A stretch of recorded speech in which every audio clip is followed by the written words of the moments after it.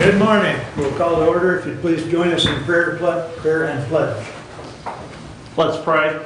Heavenly Father, we come to you this day and we come seeking your guidance in the decisions that we contemplate and make at this body, Lord. And we come at this time as we approach Veterans Day in our country, where we remember those living who have served our country and who have given some of their life so that we can have the freedoms that we enjoy. May we always be cognitive of their service and remembering what they have sacrificed for each and every one of us. We ask these things in your name.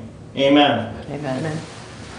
I pledge allegiance to the flag of the United States of America and to the republic for which it stands, one nation, under God, indivisible, with liberty and justice for all. Thank you. First call out to the public. We do have public comment at the start and at the end. Good morning, Ruth. Good morning, Honorable Commissioners. How are you this morning? Thank you for your service. You're doing a very good job. I watch all your meetings on the YouTube, and thank you very much for your hard work. Right now, I want to draw your attention to correspondence on your packet, number 11.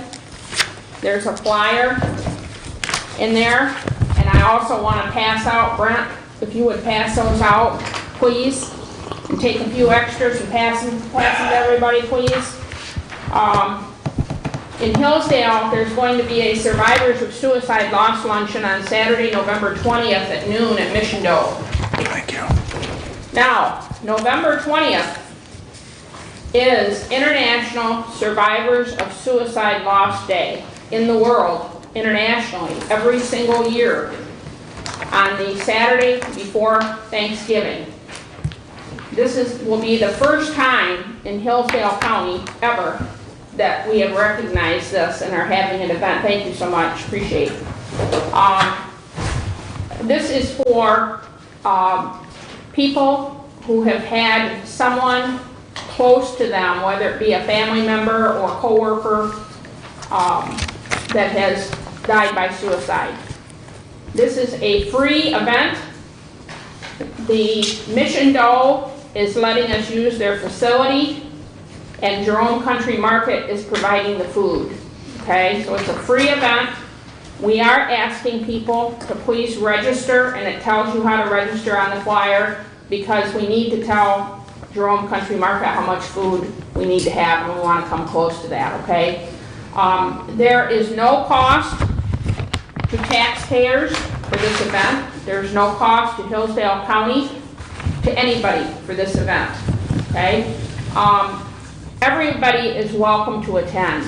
With this being a first-time event, here we are sort of planting the seed for this. It's a difficult subject, and we welcome anybody and everybody to this event, even if you don't have, even if you are not a suicide survivor. We're welcoming anybody to come to this event, and just we're hoping that this will help people in Hillsdale County. One of the reasons why we're doing this is because statistics prove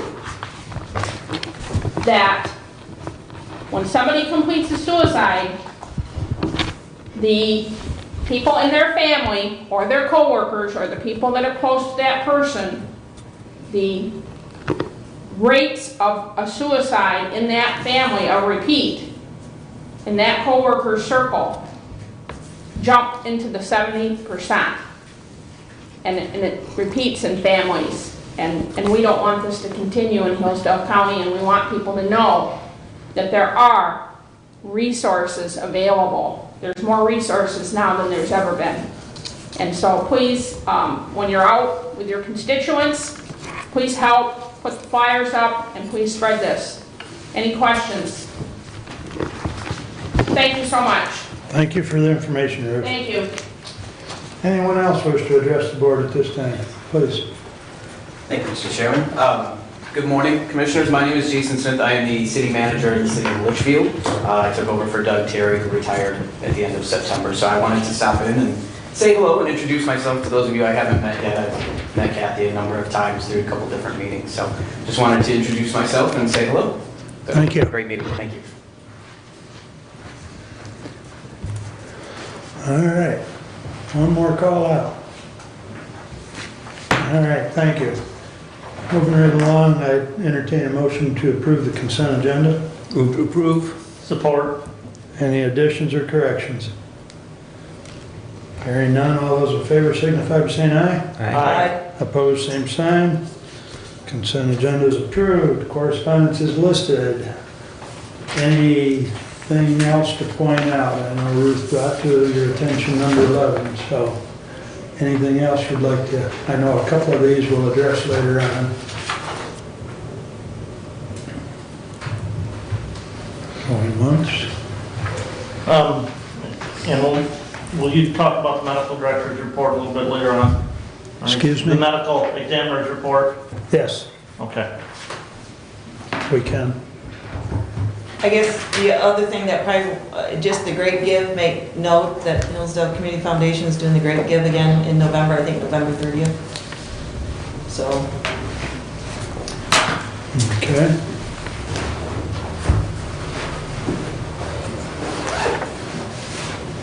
Anything else? All right, moving along, we've got a full morning. And Brad needs to leave for, what was it? You needed to go to another meeting. The medical control meeting, so I'm gonna bug out about 20 minutes after 11. Yeah, so we'll try to move along. Okay. Entertain a motion to approve the regular agenda. I would move to approve the regular agenda.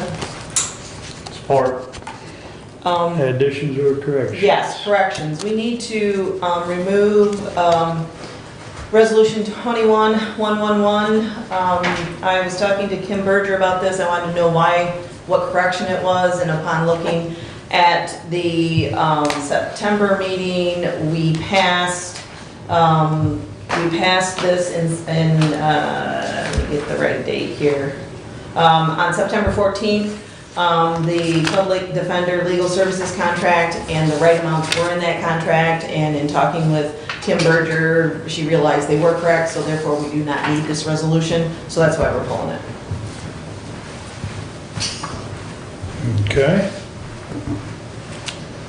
Yeah, I think you sent an email out to everybody, didn't you, or did you just send it to me? I think I just sent it to you because the email, because it was under you and Kim was talking to you and I, so I didn't send it to everybody. Okay, okay. Very good. Anything else? With that item pulled, all those in favor of the regular agenda as amended, signify by saying aye. Aye. Opposed, same sign. All right, moving right along, that brings us up to Steve May. Good morning. Good morning. Thank you for the invite to Commissioner Vincing. We've talked a couple different times, actually. We've been trying to schedule this for what, 3 months? Yeah. And I think everybody's scheduled in the middle of summer. So just a real quick, we are a nonprofit, so the River Region Watershed Council, actually, we've been active almost 50 years. So in 1974, we were established in Tecumseh, Michigan, and under the River Improvement Act. And of course, it's kind of evolved and been updated several different times. I've been the executive director of the Watershed Council a little over 6 years. So a little bit about myself. Have you ever heard of a drain commissioner? I was drain commissioner in Lenawee County for 20 years. And the last, I was in the office for almost 28 years. And so Bill Word, who was my, equal here in Hillsdale, of course, Matt, I think is the drain commissioner now. And also a township trustee in my township, so I couldn't get out of politics far enough. And the township hall is actually about a half a mile from my house. So I thought, well, that'd be a great opportunity to still continue to serve in an elected capacity. And also, I'm a licensed professional counselor. So when Ruth was talking about the suicide survivors of suicide, I've been working with that for the last 5 years, counseling, mental health counseling. So very dear to my heart with that. So a couple things here real quick. Also own property in Hillsdale. So I have a small cottage over in Wright Township on Lime Lake, if you know where Lime Lake is at. So very near and dear. Water, I've been in the water industry 42 years as drain commissioner, working for the City of Adrian, Watershed Council, chairman, executive director, and continuing that process. I do have a real quick video, I believe it's about 4 minutes long, that kind of describes a little bit of the Watershed Council, what we're all about, and what we've been doing in the last few years. If we can take a look at that, and then I just have a couple things, and then I'll wrap up. Thank you.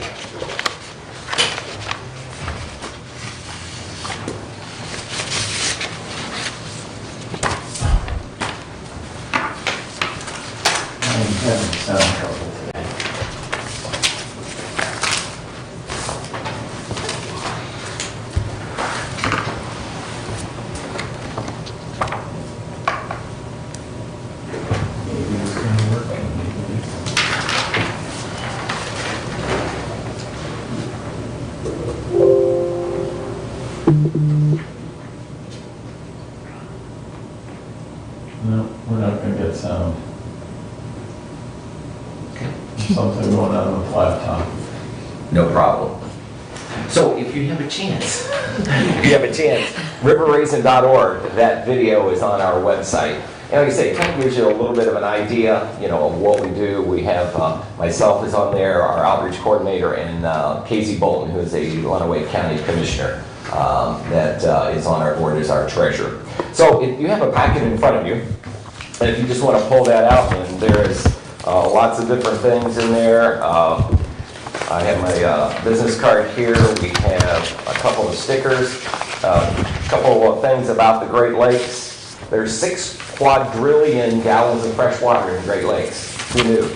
There are 10,000 miles of fresh water shoreline on the 5 Great Lakes. So as you can see, we're, as we have, been able to use our outreach coordinator. We also have a water stewardship coordinator, and we just hired a development coordinator. So we're in the process of developing capacity. That was actually a grant through Eagle that we just received recently of around $40,000 to hire someone to help us build capacity within our organization. So the River Raisin watershed is known as the world's crookedest river. And it's meandering about 135 miles long, 1,072 square miles, which is about 650,000 acres within our watershed. It encompasses 5 counties, which Hillsdale is part of that, 6 cities, 10 villages, 40 townships, 429 lakes and ponds, and 3,000 miles of man-made drainage system. We're also a nonprofit. We're a 501c3. That's why we were established back in 1974. So some of our activities, we go into school, we have an outreach coordinator, we go to fairs and festivals, any way that we can, be visible throughout. We do studies at different libraries, we go into Boys and Girls Clubs, we go into townships, lake associations, and talk a little bit about what we do. So you're saying, how does this affect Hillsdale? Well, anybody know anything about Goose Creek? Goose Creek is in Hillsdale, originates in Hillsdale. So that's really the part of the watershed, or the headwaters that we call it, of the River Raisin watershed. And most of that, if not all of it, is in Somerset Township. And so that flows in, and we can see it goes through the whole process into Brooklyn, over into Manchester, through Tecumseh. South Branch comes from the west side of Adrian up into Clayton area, picks up that flow back into Tecumseh to Deerfield to Dundee, and eventually through Monroe into Lake Erie. I do have a couple of maps here. I'll leave them here, and they're just a really nice, colorful map that shows the watershed and some of the things that we are looking for. As we move toward our 50th anniversary in 2024, we invite you to consider joining us as a member, to volunteer, financial support, or contributing to achieve our mission, inspiring behaviors that promote stewardship, improve water quality, and encourage the public to participate, to protect, preserve, and enhance the River Raisin watershed. So I'm a part-time executive director. We have 1 full-time outreach coordinator. We have a part-time stewardship coordinator, and then we have a part-time development person. Our budget last year went from $100,000 to $300,000 this year. And most of that is driven by grants. So we are grant administrators. So for an example, we just applied for a grant for the U.S. Fish and Wildlife, which is a federal program, to remove the dam in Brooklyn. So if anybody ever seen the dam at Brooklyn, at the old mill, it's just almost downtown, just off the side street there. Henry Ford owned that. It was Ford Motor Company at one time. And so some of the push in the recent years has been to remove some of these private dams. So I think there's 2,500, I think there's 2,800 dams in the state of Michigan. We know about the catastrophic failure in Midland, that literally destroyed an entire ecosystem there. But this dam is privately owned, which means it's not under public ownership, which means they have to maintain that dam just like Hillsdale County would do or Lenawee County would do. They have to have the inspections, and Dan Ross, who owns that property, has basically said, I don't want the responsibility of that dam. So we're in the process of assessing that, going through testing the sediment, and then in the next 3 to 5 years, hopefully a grant will help us go in and remove that dam and restore the river back to its natural part. We have a grant that we're studying the upper, what we call the upper Wolf Creek. If you're familiar with Loch Erin in Cambridge Township, that was a man-made lake of about 600 acres. Upstream of that, there's a lot of agriculture, a lot of pasture, livestock. And so we're studying that area to put together a watershed management plan to improve water quality at Loch Erin and through the Wolf Creek system.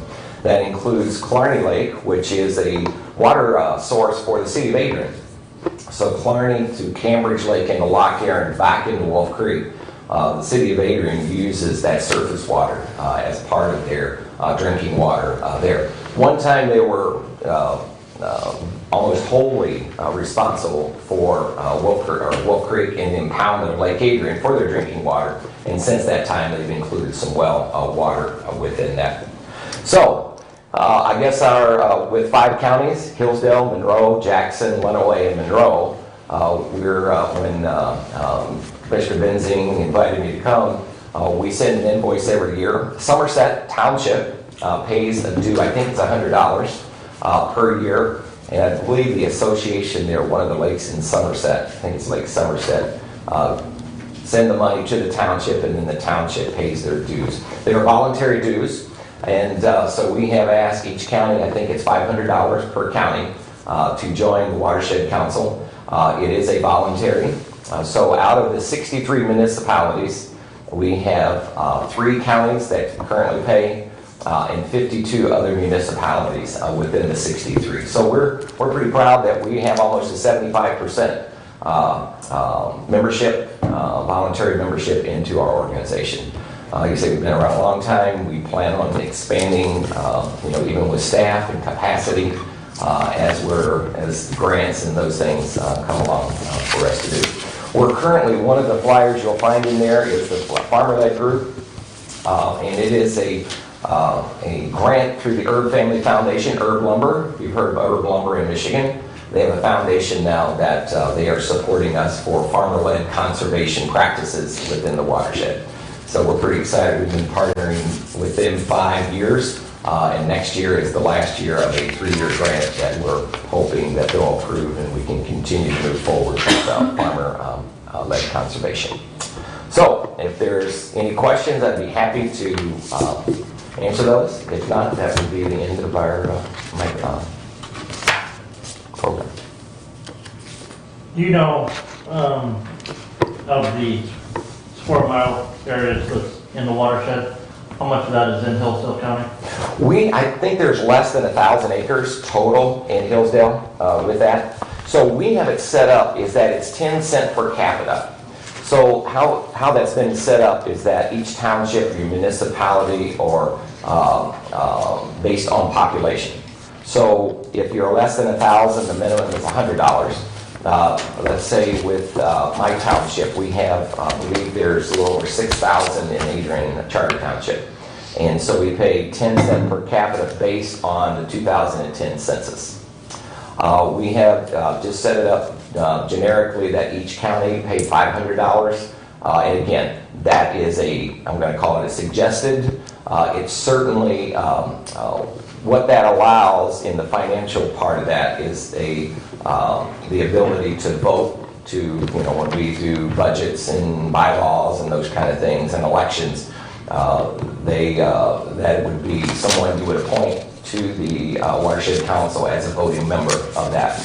The way it's set up now, the executive board is in perpetuity. Lenawee, Washington, Monroe have permanent seats on that board, so it can't be hijacked. We can't have somebody come in and vote a whole group off and bring them in. So there's 3 seats. 2 of those 3 are county commissioners that are part of our board. From Monroe, Dave Hoffman, I don't know if you've heard of Dave, he's been in Monroe for a while. Casey Bolden for the county of Lenawee. And then the Drain Commissioner's Office, Evan Pratt is the executive committee member from Washington County. So Jackson and Hillsdale, of course, at this time, we have not provided a seat in perpetuity, with the group. So. I know you represent the River Raisin Watershed Council. We have 5 major river watersheds that originate out of Hillsdale County. Do you know if any of those other rivers have their own watershed council like the River Raisin? I know the Grand has I'm not sure it's set up as a watershed council. I know they have, they have a group, that is very specific. There's St. Joe. I would assume it's a fairly large watershed that they would have some kind of council. But this is established under state statute. So if you're a watershed council, it's established under what they call the River Improvement Act. And so it gives us the ability to, of course, we can contract, we can borrow money. It's set up as a statute to be able to do that. We've not done that in our 50 years. We just haven't had enough capacity to go out and do a very large project. So we're generally grant-driven and donation, 501c3 memberships, and then, of course, municipalities. The municipalities, if you look at the entire watershed, if we were to collect all the voluntary dues, would be about $21,000 of the $300,000 budget that we have. About 85 to 80% of that is grant-driven funds. So that's what we're trying to change a little bit. We would love to go to more of a donation membership corporate drive to try to keep those funds in perpetuity. Most of those grants, of course, are encumbered. I mean, we have to use them for a specific purpose. And then, of course, some of that we can use for staff. We have 0 overhead as far as rent or electricity. The Lenawee County Board of Commissioners have given us basically a room we call a closet. It doesn't have a window, so but we're appreciative that we're able to, we have a spot, we have an address, we have an email that the county provides for us at no charge. So that's very, very generous of them to do that. So really the only overhead we have is staff salary, and 95% of that is driven by grants that we're able to leverage and be able to use for that. So. Any other questions for Steve? I guess I would extend you an invitation, Steve. We've got the Ohio, Michigan, Indiana Council of Government that we formed a few years ago in regards to the Meshendo Aquifer. Absolutely. We have a meeting scheduled on January 6th at 1 p.m. It'll be down there in Bryan, Ohio. Bryan. Yeah. You remember Commissioner Jim Driscoll? Yes. Yeah. So I've worked with Jim. We've done a lot of work on that aquifer, as far as trying to get as much information as we can for that. You have another one of these packets. I had a Absolutely. county clerk asked me if I could get that information.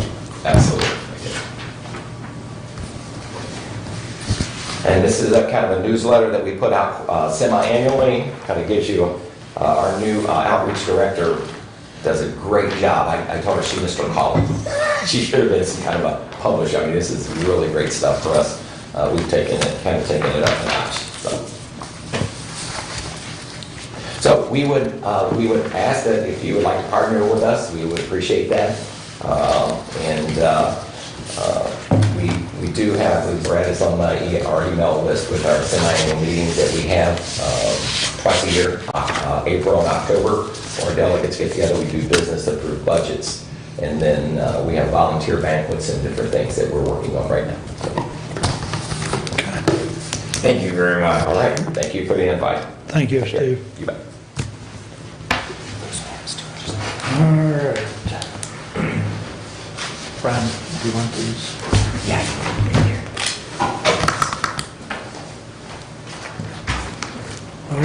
We'll go from water to airways. So that brings up down from what, Televate? Hello, I'm Dr. Mercury with Elevate. Can you hear me? There you go. Great.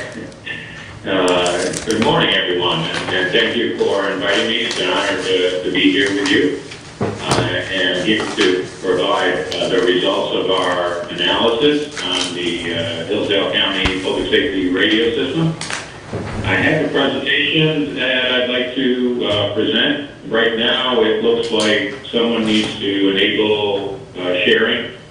It doesn't look like I'm able to share my content at this point. David's running downstairs to take care of that. So, Okay, great. so All right, thanks. hopefully in a moment that'll happen, so. Okay, all right. Yes, I just want to say I enjoyed the opportunity to work with the stakeholders there, Doug and Tracy. Enjoyed working with them. They're very helpful, knowledgeable professionals. So it was certainly an enjoyable time working with them. And most of the work was done over the August-September timeframe. We published our report in October. And so what I'll be presenting is a summary of the report.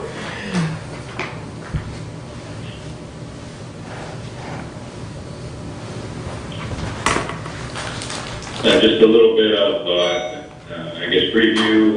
We took a look at the existing system and identified what the needs would be, both coverage needs and other needs of the users, to put together a concept for a next generation system that would be integrated into the state system, the Mpxcs. And it looks like I had an opportunity to share here. If you bear with me just a moment, you see if I can do that. Get the, okay. Just a minute, please. Normally it allows me to share the window I have open. This is asking me to share a file, which is a bit different, but hopefully this will work as well. Here.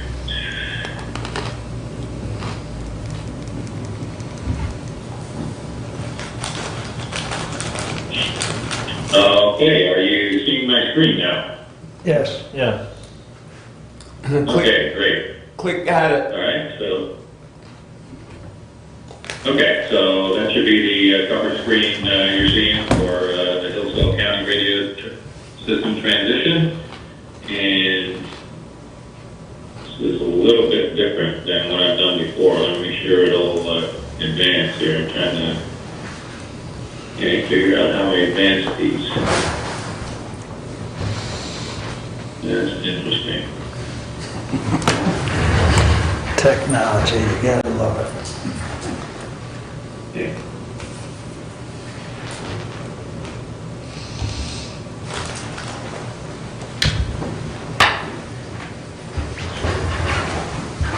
Okay, all right, got it. Sorry, just a little bit different interface than I'm used to. So what I'd like to talk about, just real briefly, we'll go over what the project scope was, the system needs and key findings that we developed. We compared the findings and the needs with the benefits of joining the Mpxcs, and then we developed a concept design for what we feel would be a realistic design of a system to meet the needs and to integrate with Mpxcs. And we did that to ensure that it was feasible to do so, and also to be able to estimate the costs of doing such an implementation. So we'll talk about all that over the next few minutes here. Briefly, the project scope was we initiated the project, put together a project plan, and had an initiation meeting with the stakeholders. But then we transitioned rather quickly into data gathering and system information so that we could understand the needs of the users. We had discussions both with end users and the system administrators during the process. We did an analysis of the LMR. For those of you that aren't familiar, LMR stands for Land Mobile Radio. That's typically the term used for public safety radio systems. So we looked at the coverage and capacity assessment, and then we identified what the transition plan would be and migrating to such a system, and we put together the cost projections. So we had good participation and feedback from the users.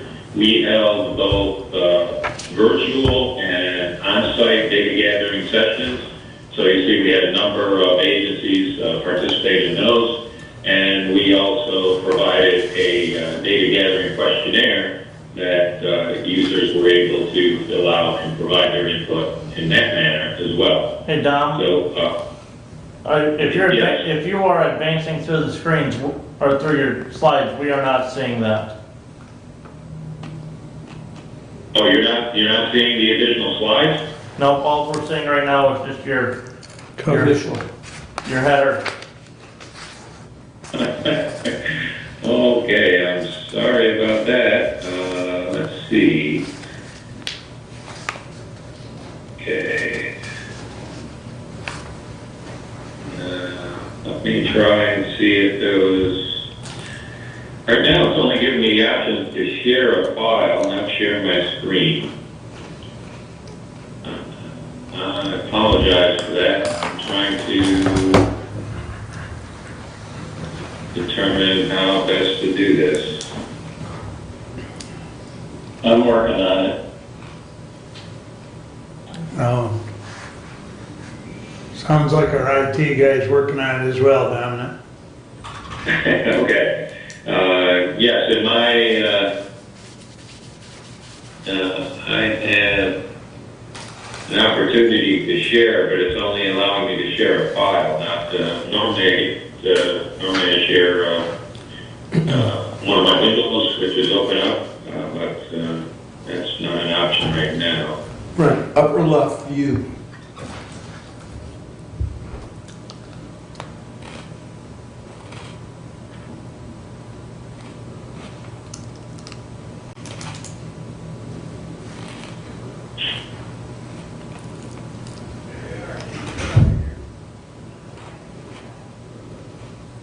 Try share. See if it'll let you do that now. Okay.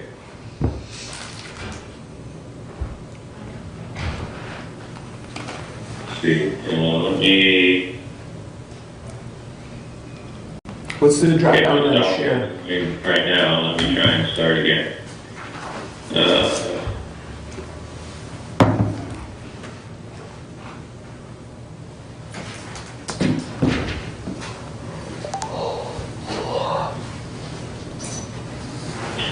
Okay, so I stopped sharing that now.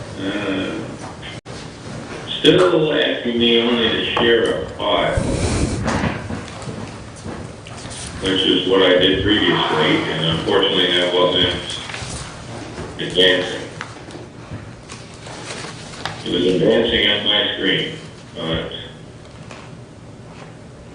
unfortunately not on yours. And how do we do that? Is that file where you could easily email it to me? Certainly I could do that.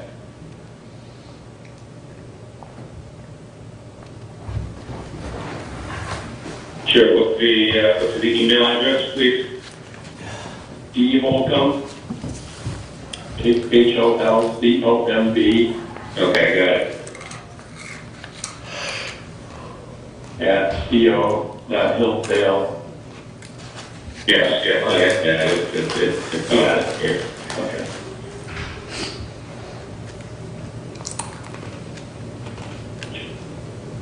And there is a PowerPoint. And it should be on its way.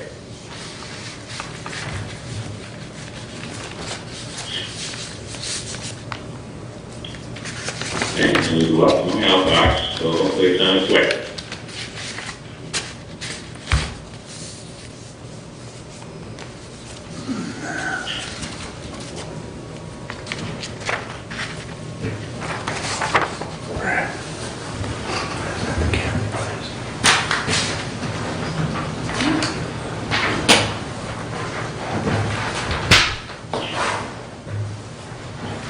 Have you received any data? No, it isn't here yet. How big is the file? About 5 meg. Okay, it should get there. The spam filters are checking it.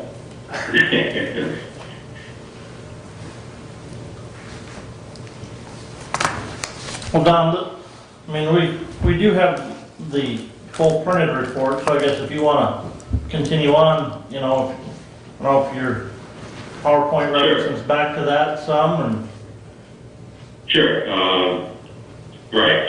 So I mentioned that we collected feedback from the users, both with in-person, virtual sessions, as well as a data gathering questionnaire. From that, we consolidated the input and listed the system needs that we would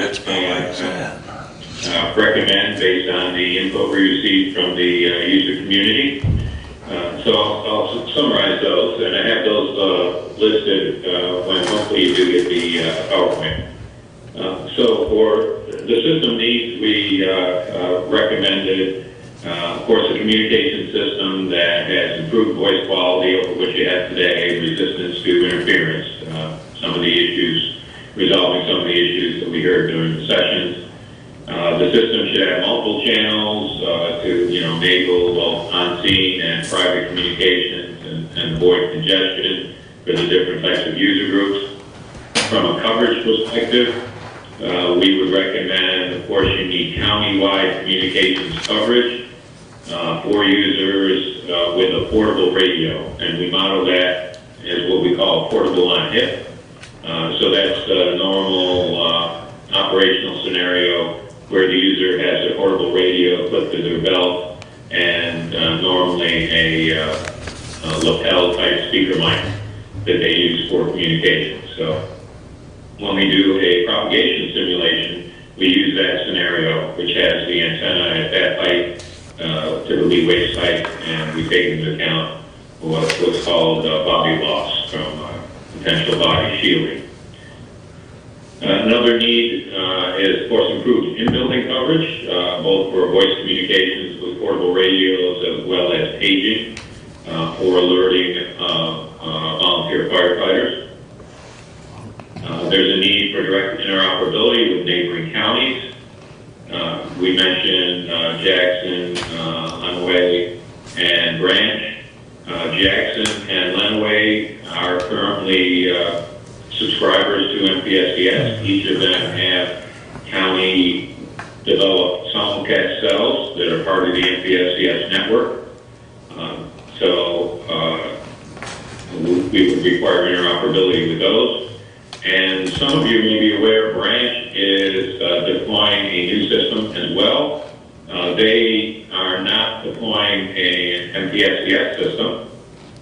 They are deploying a standalone system, although it will have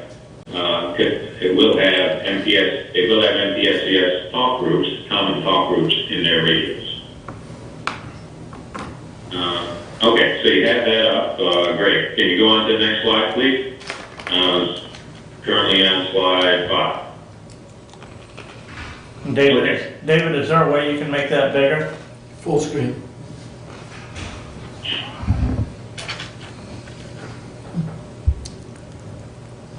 Or do we need to do that up here?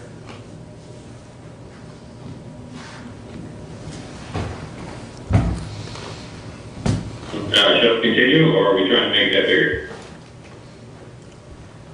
Continue. Go ahead, John, we'll catch up with the slides. Okay. All right, so still on slide 5 there, some of the other needs were direct interoperability with state of Michigan agencies that the users currently interoperate with on a fairly regular basis, both MSP and DNR. And of course, they operate on the Mpxcs system as well. We talked about interoperability with neighboring states, because obviously Hillsdale County is adjacent to both Ohio and Indiana. So you would want to have the capability to have interoperability with those states based on a mutual agreement, of course, with those entities. And from a feature perspective, it was noted important for the system to be able to seamlessly support encrypted communications as well as GPS location of radios. Moving on to slide 6. So we looked at those needs and we compared that to the benefit of joining Mpxcs. So we found that joining Mpxcs provides benefits that address the majority of those needs, as well as some other benefits. So, Mpxcs, of course, would provide direct interoperability with the neighboring counties that we mentioned, also direct interoperability with the state agencies. Joining the state system, of course, gives you the opportunity to take advantage of existing Mpxcs coverage.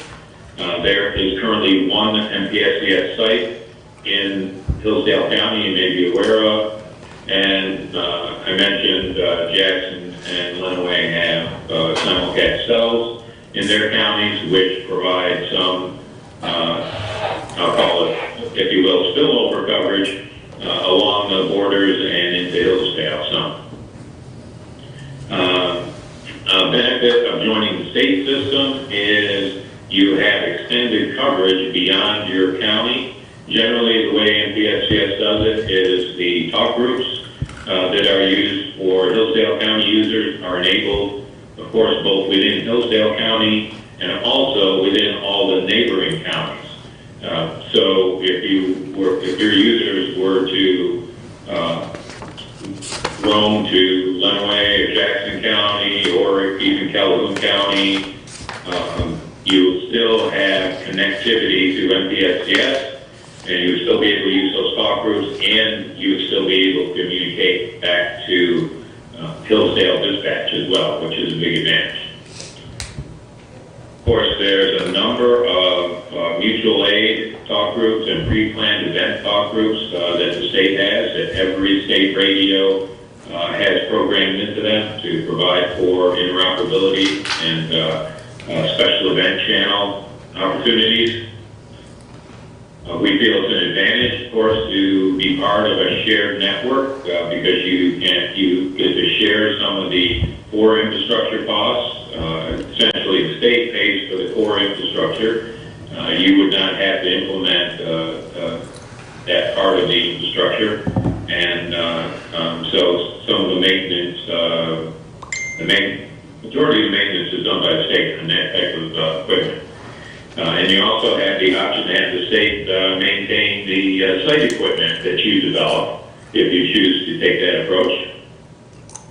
And there's also, of course, engineering expertise that Mpxcs has that you would have access to, both on the subscriber radio side, the infrastructure, the consoles, etc.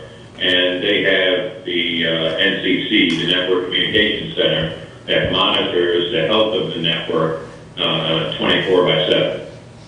So that's certainly an advantage as well. Moving ahead to slide 7, if you will. Okay, great. You there? This is the measurements that we took. We drove throughout the county with a signal measurement device to measure the existing coverage provided by Mpxcs. So primarily from the Hillsdale site, which, if you're aware, is a little west of the city of Hillsdale. So you can see all the green areas around there. The green areas are good coverage. We have two levels, two shades of green here.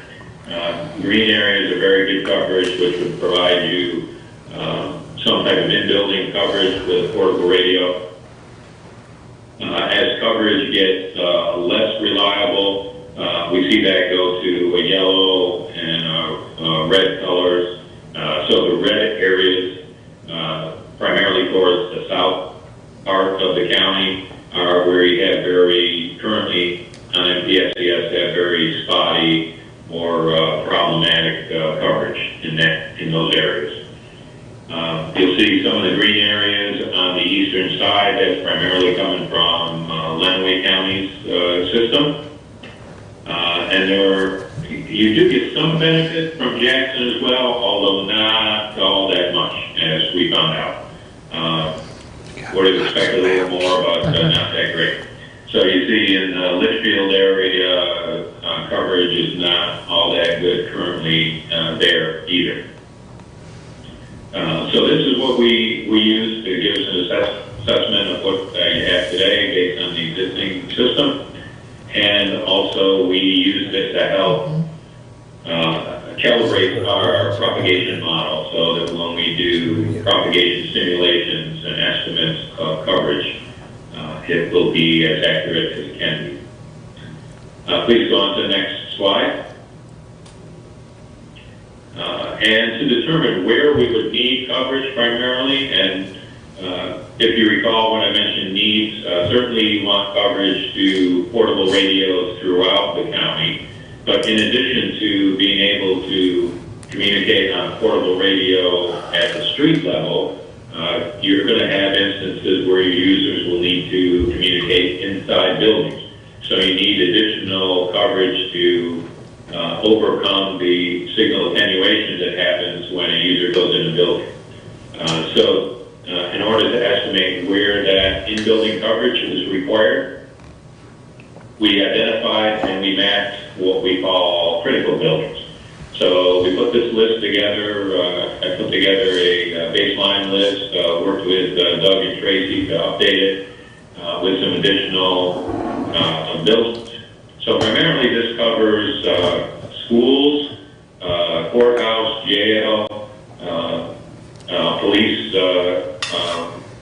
police department buildings, fire department buildings, also some key industrial buildings where there might be likely need for response. So we had a total of 98 buildings that we identified, and you can see them with the little diamonds, the maroon colored diamonds mapped throughout the county. So that was used as part of our analysis. Next slide, please. So to develop a conceptual design or a conceptual system, concept system as we like to call it, that would meet the needs that we identified of the county users, we put together a concept design. And as I mentioned earlier, this is used primarily for feasibility, to identify that this can be done, as well as to develop cost estimates. If the county moves forward, we wouldn't recommend that you specify the specific system. We would recommend you specify specific needs and have the infrastructure provider identify the system that they would recommend to meet those needs. And then, given that's their recommendation, that would allow us to hold their feet to the fire, if you will, on a guarantee of performance. So that's normally how we recommend proceeding. But here you'll see there's 6 sites. To the northwest, there's a site in Litchfield. That's a current tower site that we've assumed. We would assume using that for the next generation system. To the southwest, there's a site near Camden. That's also an existing site. Then you'll see the existing Mpxcs site, the Hillsdale site in the center west portion of the county. We do also recommend using the tower at the dispatch location in Hillsdale, in the city. While that site is a little close to the existing Mpxcs county site, we did see the need for that in order to provide in-building coverage within the city of Hillsdale and Jonesville, because that's where the majority of your buildings are that we need covered. So we did find the benefit of using that site, and it is a good site, so certainly viable to use that. We also proposed sites in what we call Somerset area there in the northeastern part. That's basically the same location where you have the Bundy Hill site. That will require a new tower, and that's what we have proposed. And then also the tower on the southeastern corner, if you will, the Osseo, where there is an existing tower there as well. So that's our concept design with 6 sites, and we'll show you what the predicted coverage is for that. You can advance to the next slide, please. Okay, so this is predicted coverage. So obviously any area, well not obviously, but I have to clarify, any area painted green here would be providing coverage to a portable radio worn on the hip with a in-building design margin of what we call 6 dB. So for those of you that aren't engineers, the dB, that's a measure of relative signal quality. So 6 dB provides an additional 6 dB of margin to help overcome attenuation when a user goes into building. 6 dB is a logarithmic scale. 3 dB would be twice the power. I'm sorry? Is there a question? No, keep going now. Okay, all right, sorry. Thank you. So 6 dB is essentially four times the power necessary at the street level. This would help give it, provide the coverage into a level of building. And so the in-building margin is used to help for the design, to enhance in-building coverage. There's no guarantee that coverage is provided in every building that we identify here. That would have to be done once the system is built. We recommend testing to confirm coverage. And of the 98 buildings that we identified as quote-unquote critical, 97 of them are covered based on this design to the 6 dB level. And the only one that isn't is actually the Pioneer Fire Department, which is outside of the county. It's south of the county in Ohio. So that's the only one that fell out based on this design. Next slide, please. We also did a coverage analysis at a 15 dB in building margin. So this is a much higher signal level. So the area covered at this level is obviously smaller than the previous, but this is to cover more extensive or buildings of a more significant structure. So this would cover typically small to medium stores, strip malls, schools, industrial buildings, that type of thing. And at the 15 dB level, we estimate about 85% of those 98 buildings, critical buildings, would be covered at this dB level. So this is what we tried to do, was kind of strike a balance between the amount of infrastructure and obviously the cost associated with such infrastructure and the capability to provide the in-building coverage. Now, if this design is built out or similar design and certain buildings, there's still difficulty communicating in certain buildings, there are additional remedies to provide coverage within individual buildings, either using an in-building amplifier or a vehicular repeater outside the building, one of those approaches. So that's what we would recommend. Next slide, please. In addition to looking at the feasibility of the coverage for the concept design that we developed, making sure we provide the coverage to meet the needs of the user, we also evaluated the connectivity between those sites. So it is critical, especially with the simulcast system, is what we're recommending, where all the sites work together to transmit the same information on the same frequencies. They have to be integrated together and connected together. Generally, microwave equipment is utilized to do that. So we evaluated the feasibility of connecting these systems using microwave, and we found that it was feasible to have a network shown here. The diagram on the left shows the connections between those 6 proposed sites, and the image to the right shows the terrain profile essentially between those 2 points. So we're looking at the terrain profile to make sure there's no large hills or mountains in between the two, or other obstructions such as buildings or trees that might prevent microwave connectivity. So we did perform a high-level microwave design to confirm feasibility of this concept. Next slide, please. Another key component of the concept design is the capacity to address all the calls and the usage necessary for the participating agencies. So what we did was we identified all the participating agencies, the number of end users that each agency currently has or anticipates to have, and we estimated the number of users that would be using the system concurrently during a significant event. So we try and estimate the busy time for the system and estimate how many calls would be requested on the system during that busy time.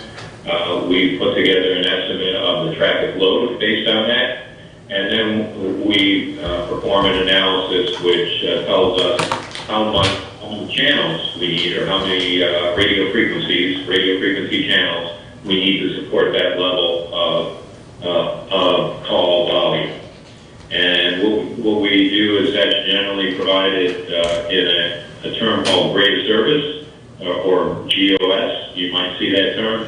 The grade of service measures the probability that calls will go through immediately without being delayed.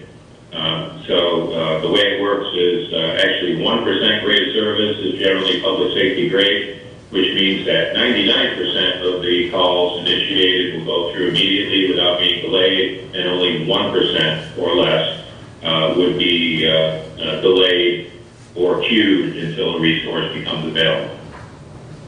So based on this analysis, for the existing users, making an accommodation for existing Mpxcs users on the system, which would be a requirement to integrate with Mpxcs. You're going to have to provide enough capacity to cover existing Mpxcs users. So our conclusion was an 8-channel system would be required to meet the anticipated loading. So that would be 8 frequencies, 8 channels in a trunked system. 1 channel operates as what we call a control channel, and then 7 other channels are available to support call traffic. So that's where you see that table on the right. The last line shows number of traffic channels required, 7 So that's how we concluded an 8-channel system would be required. Go ahead, please.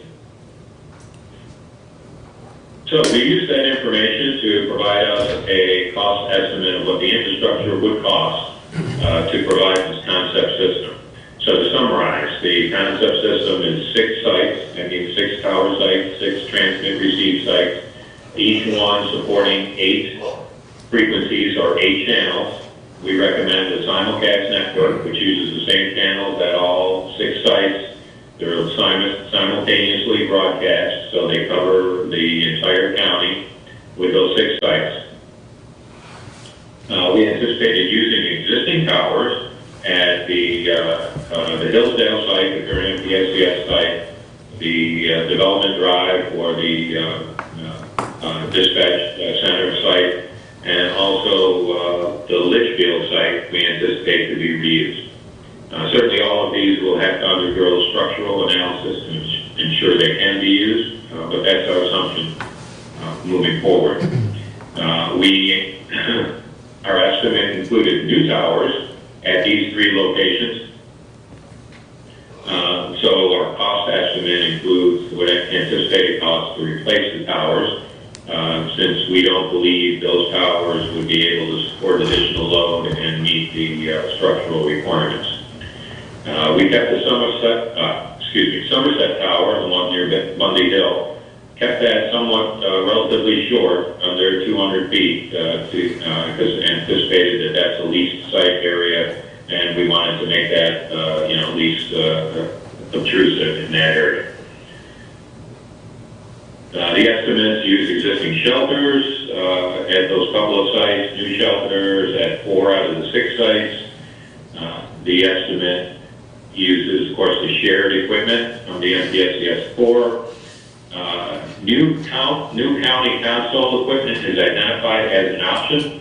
So you see the cost estimate at the bottom shows between $9 and $9.5 million. Essentially, the $500,000 difference there is whether or not the county replaces the current consoles. And I talked about that in the report. The consoles would be capable of supporting the technology recommended. However, they are different than the Motorola infrastructure that would be installed. So you would need to have those integrated through what's called the Project 25 Intersystem Interface, or ISSI.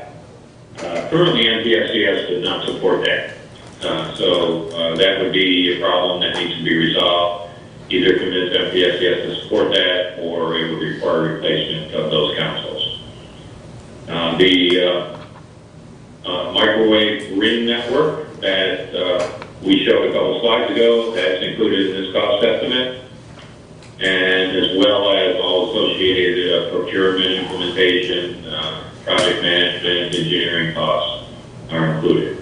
So the estimate for the infrastructure cost for the concept system that we anticipate meets the needs of Hillsdale County would be in this range, 9 to 9.5 million. Unless there's any questions, next slide, please.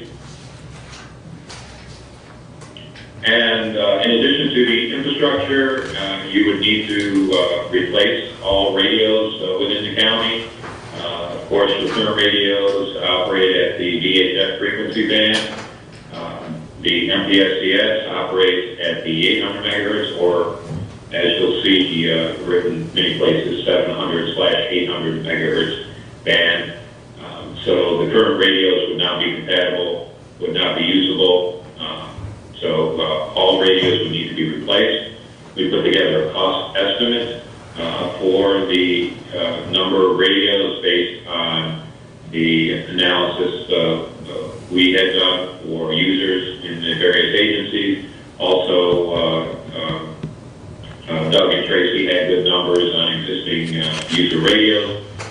So we selected various radios that would typically be used in this situation for law enforcement. We identified encryption capability for law enforcement. We identified specific radios for fire and EMS as well, and other radios for EMA, dispatch, control stations as well, and all the accessories required, batteries, speaker mics, unit chargers, etc. And as clarification, we used Motorola equipment pricing to come up with this estimate. This system that's being proposed for Hillsdale to implement would be a Project 25 system, which could use radios from other manufacturers. So you would have the option to competitively bid the radios for the system if you chose to. That might give you a little bit of advantage on the price there, but there are pros and cons to doing that, which certainly we can discuss. Also, we included the pagers. It's desired to transition not only the voice communications, but the VHF paging communications to the Mpxcs as well. Mpxcs can support that. It requires 225 or Project 25 capable pagers. We have included those cost as well as all the associated programming and installation charges as well. So if you take the first slide and add this, your total system cost would be nearly $12 million is what's estimated. Thank you, Jody. Any questions? Okay, next slide, please. Hold on a We're minute, fine, Don. we're fine. At the end. Okay, go ahead. Thank you. Okay, sorry, I was just kind of cruising along here. I don't want to cut out the opportunity for any questions. Happy to answer those at any time. But we just have a couple of slides left as well. So as well as the capital cost investment, we did estimate what the annual operating costs would be as well. And these are the components of that we would anticipate. We would anticipate site maintenance and monitoring being provided by Mpxcs. I provided an estimate based on a previous project, what we believe that would cost per site. There's also, of course, electric costs and generator costs at the various sites. A site lease included here. We, based on the concept design, we would anticipate a single lease at the Somerset location. And there's also equipment maintenance included, both for the logging recorder and the replacement consoles, should you need to replace those. The maintenance costs for the remainder of the equipment would be covered by Mpxcs, assuming that the accountant develops this and then integrates it into the Mpxcs network. So I believe the only slide I have left, if you go ahead, would be moving on to next steps. So certainly we identified the various phases of a implementation of a system of this type. So you can see we have 3 tables there: the pre-contract process, what we would recommend, what that would entail. There's what's called the detailed design process. Once you come to a contract agreement with the infrastructure provider, which would be, in this case, Motorola, since it's integrated with Mpxcs. And then there's the implementation and testing phase. So those are the steps we anticipate being included in each of those phases. Of course, the primary issue that needs to be resolved is the county needs to, should they want to move forward, you have to develop a plan for funding of the system and follow the transition process that we've outlined here. I believe the next slide is just completion and questions. Happy to answer any questions that you might have. Yes, Dominic, thank you so much. You said Lenawee and Jackson County currently have a system, if I heard that correctly. Is that right? Yes, that's right. They have systems similar to what is recommended here. They have a simulcast countywide system, each of them. And Branch County is in construction, or they have something different?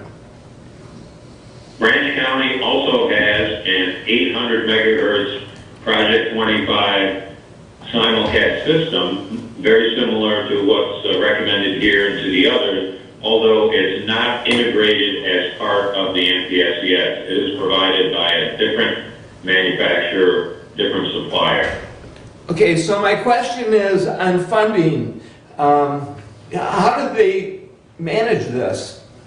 The other counties, what did they do to be able to afford this upgrade?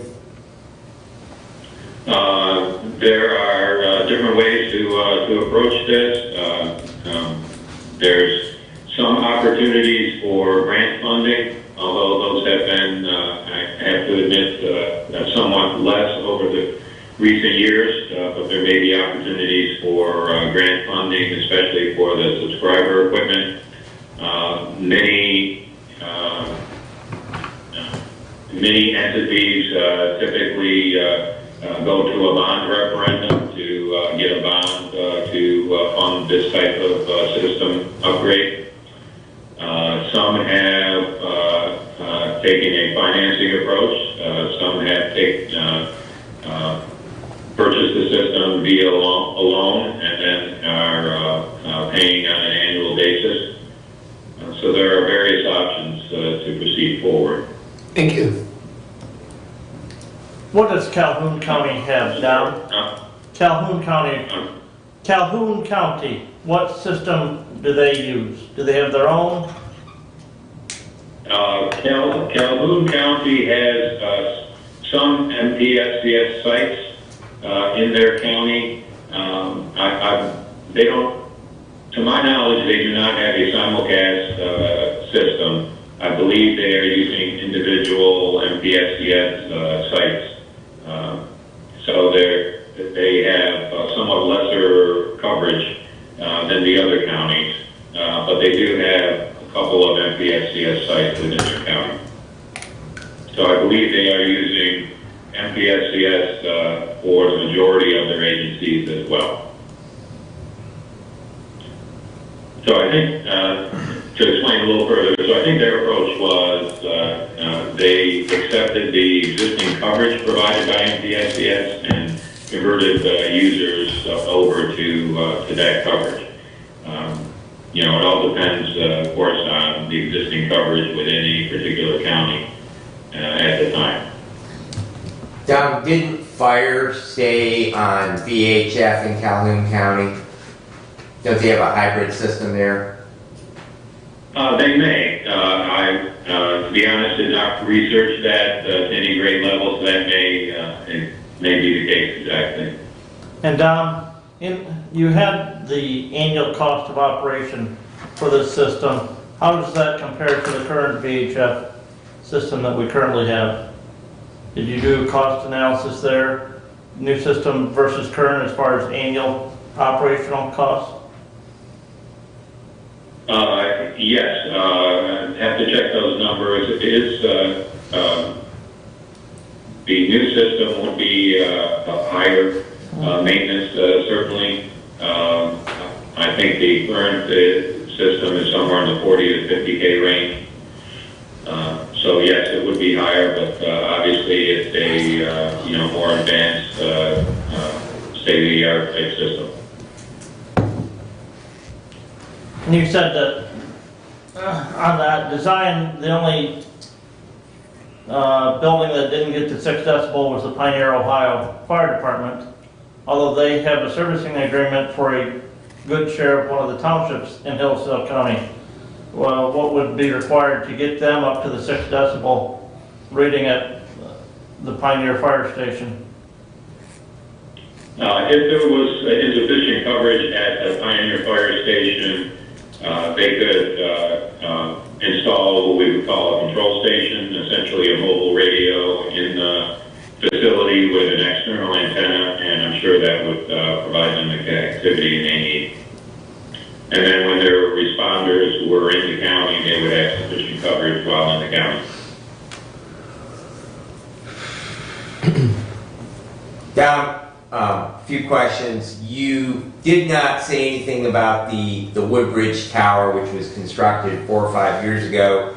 I believe that's about a 190-foot tower.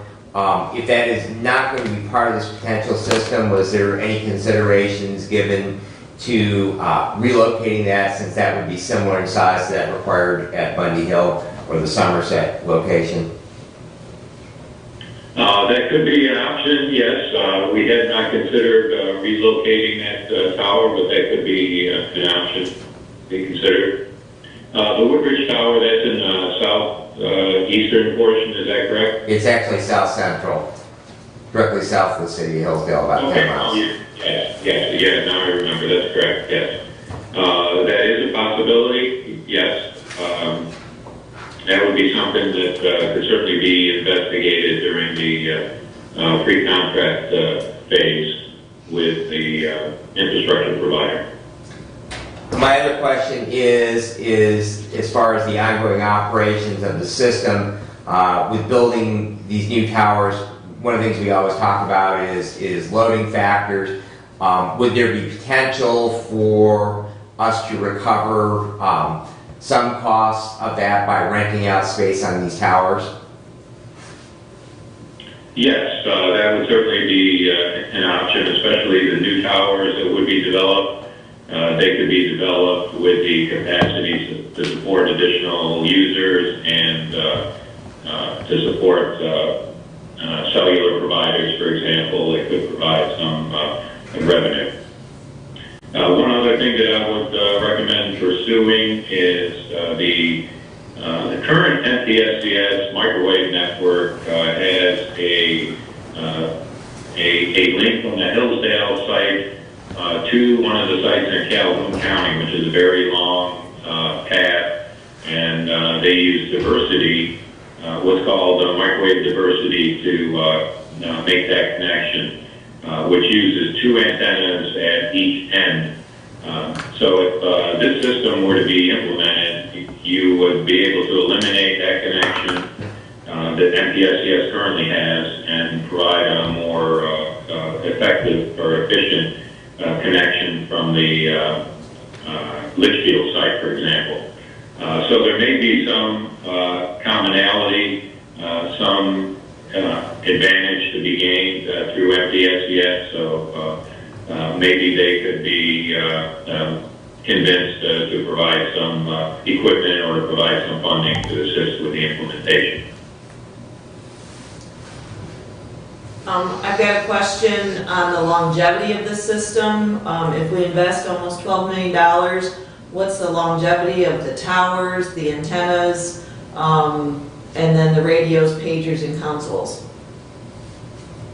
Well, that all varies based on the component. Generally, a public safety communication system is anticipated to have a life cycle of 15 to 20 years.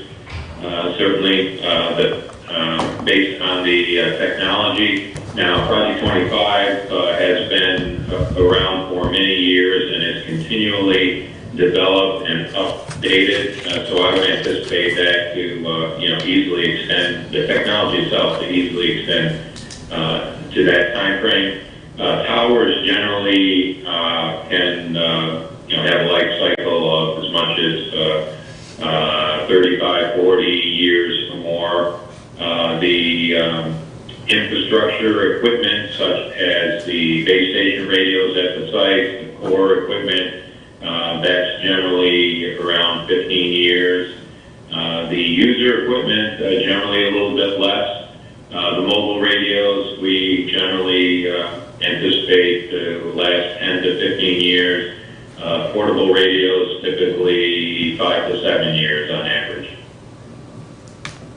Thank you.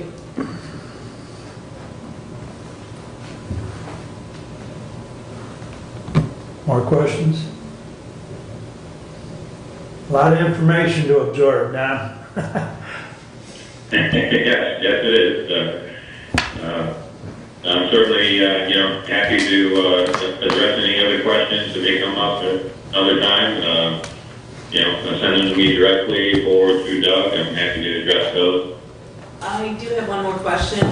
On the maintenance schedule, the Somerset Tower seemed to have a $25,000 lease. Is that annually? And how come only the Somerset Tower had that? Am I wrong? That is, yes, that's annual. Generally, we anticipate a typical lease is around $2,000 per month. So that's how we came up with the $25,000 lease. And it's only identified at that site because the other sites we understand are either county-owned sites or owned by the towns in which they're located. So the Somerset site, that's going to be a new tower. Why wouldn't we put it on county-owned land or township-owned land? Is that an option? That may be an option if there were land appropriate in that area to support that. That was an attractive area. We did look at a fire department site a little further west of the Bundy Hill site. We did perform analysis of that. That did not seem to provide the coverage necessary in that particular area. The Bundy Hill is a higher location and provides better coverage in that northeastern portion of the county. So the Somerset So we Tower, we did find that to be an attractive site. So while we did look at others, if there was other land available in that vicinity, we could certainly explore that. so the Somerset site is on Bundy Hill, and is not Bundy Hill the high point in Hillsdale County? It's not the high point, but it is a high point, but the high point is actually south of the city of Hillsdale. Okay, well, I've known in the past that they say antenna waves for television. That was kind of the break point trying to get to Detroit. Long time ago. And so we currently have a tower on Bundy Hill, or we do not have a tower? We do have a tower. Okay, all right. Yes, there is a tower there. It's a somewhat slight tower, if you will. It wouldn't. We don't anticipate it be able to support the equipment necessary for the new system. And moving that tower to a different site and making it taller would not mitigate the issue of moving that to a lower site? It could potentially. We would have to evaluate the specific location and the additional height, etc. But I wouldn't say it can't do that, but we would have to look at the specifics. Okay, thank you. So, along those lines, we have a simulation, propagation simulation developed, so making those types of individual adjustments or changes fairly easy to do, so that could, easily be done. I would like to see the cost analysis on that, because $25,000 a year, if you could save that maintenance cost, that's significant over time. Sure. Understood. And we are paying that now, just so you understand. Sure. Yep. So, Yep. But the maintenance cost goes Right. from 50,000 to Right. almost 170. So you could, again, if you could do it, if you could get the same coverage from a site that we own or a Understood. township owns, Yeah. that's $25,000 a year less in maintenance cost. Right. Certainly agree. Yep. Okay. Anything else? I'm sure there will be more questions, Don, but I think we're good at this point, so certainly appreciate the presentation. My pleasure. Thank you all very much. Thank you. Have a good rest of your day. Thank you. You as well. Bye. All right, Short recess. we can do that. All right. 5 minutes, please.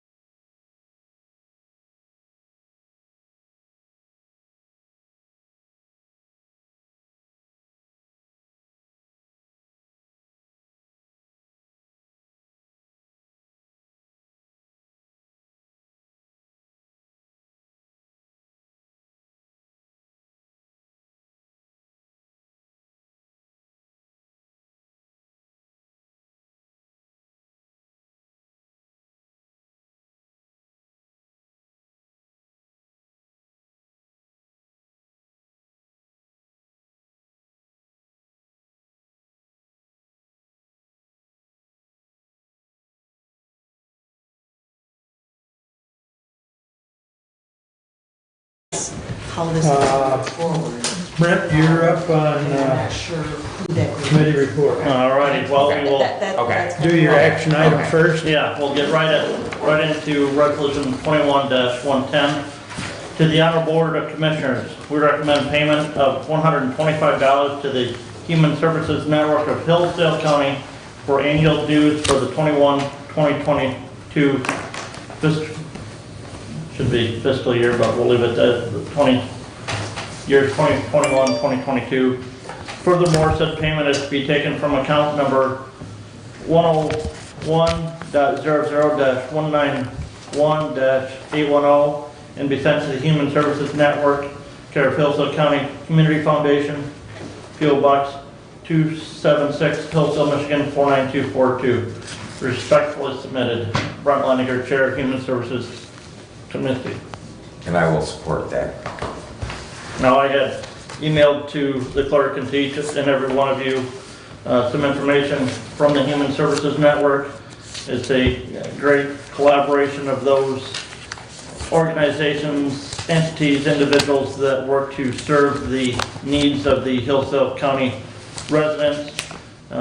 Generally have meetings once a month where those organizations can work together and not necessarily reduplicate the wheel as to the services that the organizations are providing to our residents.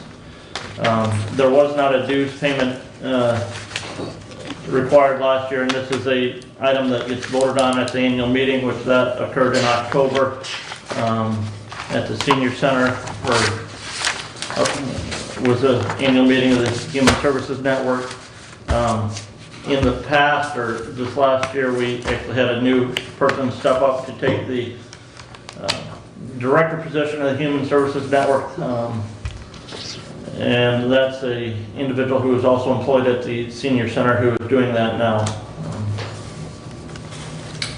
But a great opportunity for us to continue to support their work and support them working with the other agencies that support the members of Hillsdale County. Mr. Chair, previously as Human Services Chair, we did pay dues to Human Services Network, so this is something we've done in the past. They do good work, and I do feel that it is important when we are a participating member of a body, which we are. We have a seat at that table, and both a vote and a voice in decisions that are made there. I think that it's important that we support them financially. I don't know today if that part-time coordinator position is paid for out of seniors budget, or because previously the dues money helped pay for or offset the cost of that position. So I think that it is important to support it in that way, and so I will be voting in favor of the motion. And if you looked at the information that I provided yesterday, it included in that their previous year's budget and this upcoming year's budget, which the coordinator is paid $3,000 out of that.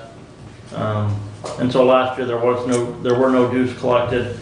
In the past, that dues rate was $250 for each organization. And with the money that they're sitting on, it was voted to reduce it to $125 this year. So I guess I would make the comment that we have a seat on their board, and that person gets paid a per diem to attend. So we do support that organization in addition to the $125, just to be clear. I mean, it's not part of their budget, but it is a cost to the county to participate. So. Any further discussion? All those in favor signify by saying aye. Aye. Those opposed? Passes 5-0. Thank you, please continue. All right. Had gotten an email from the building inspector October 28th. The contract has been signed with Du Bois Excavating regarding the demolition of the building in Pittsburgh. At that point in time, Du Bois had to file their notice of intent with the state of Michigan.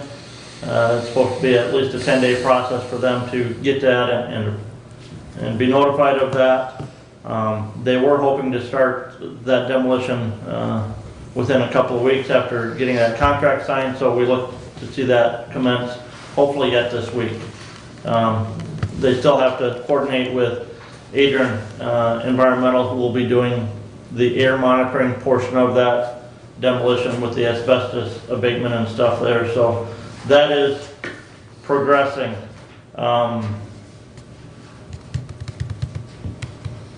The Health Department Board on Friday of last week voted to increase the per capita assessment 13 cents for every resident based on the 2020 census numbers. So that'll be Hillsdale County's apportionment this next year, which is, like I said, it's a few $100 increase over what we had expended in the last couple of years because of the decrease in census numbers. Hillsdale Senior Center has had some continued turnover there. They think they've got their finance department settled now and progressing. With the new finance director hired and working on site now and on staff, they continue to see turnover in their nursing and aide positions. The individual that they had hired to manage their respite care center was able to, had some things come up, was able to take some different job opportunities, and so they were interviewing for a new person to head that, because that respite center is very critical to some of the citizens here in our county, for them to find care for their loved ones so that they can get a short break and go and do some of those other important things that they need to do. That is it that I have at this time. Does anybody have any questions? The senior center on the respite, that is only a day program. They are not doing 24-hour respite. Yes, and they can hardly get staffing enough to do a day program. That's what I recall Director Beer telling us when she was here with her report. Yes. I just wanted to clarify that based on the information you provided. So thank you. Yeah, they were prior to COVID, but yeah. So it's been close to 2 years that everything's kind of gone awry. You had asked about the medical examiner report. We can take it up right now if you'd like, Brent. What was your question? There were some comparisons there, I think, to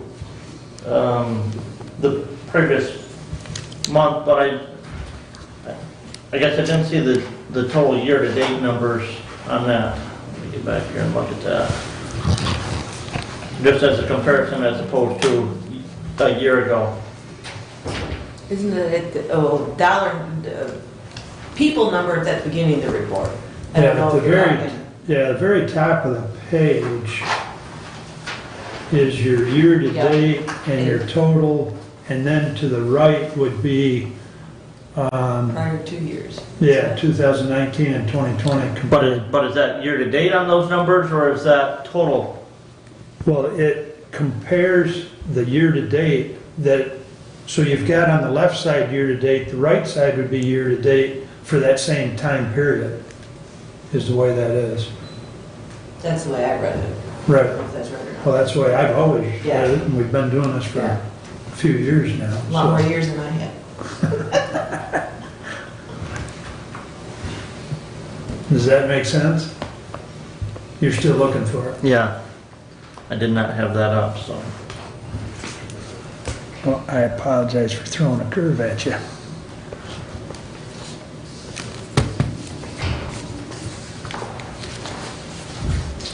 I'll allow you not to find it.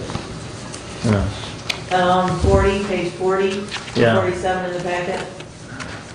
Or I just sent it to you, so. Yeah, I've got it here. Okay. And like I said, yeah, because I guess I question whether those numbers on the right are year-to-date or year totals.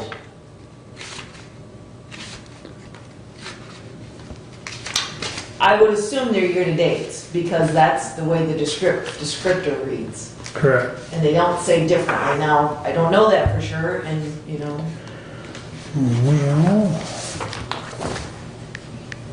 do you have September's? What about the traverse? Yeah, I that- think that's year-to-date. That's just comparing it to what I know is in our book for death certificates. I'm saying that's year-to-date. Okay.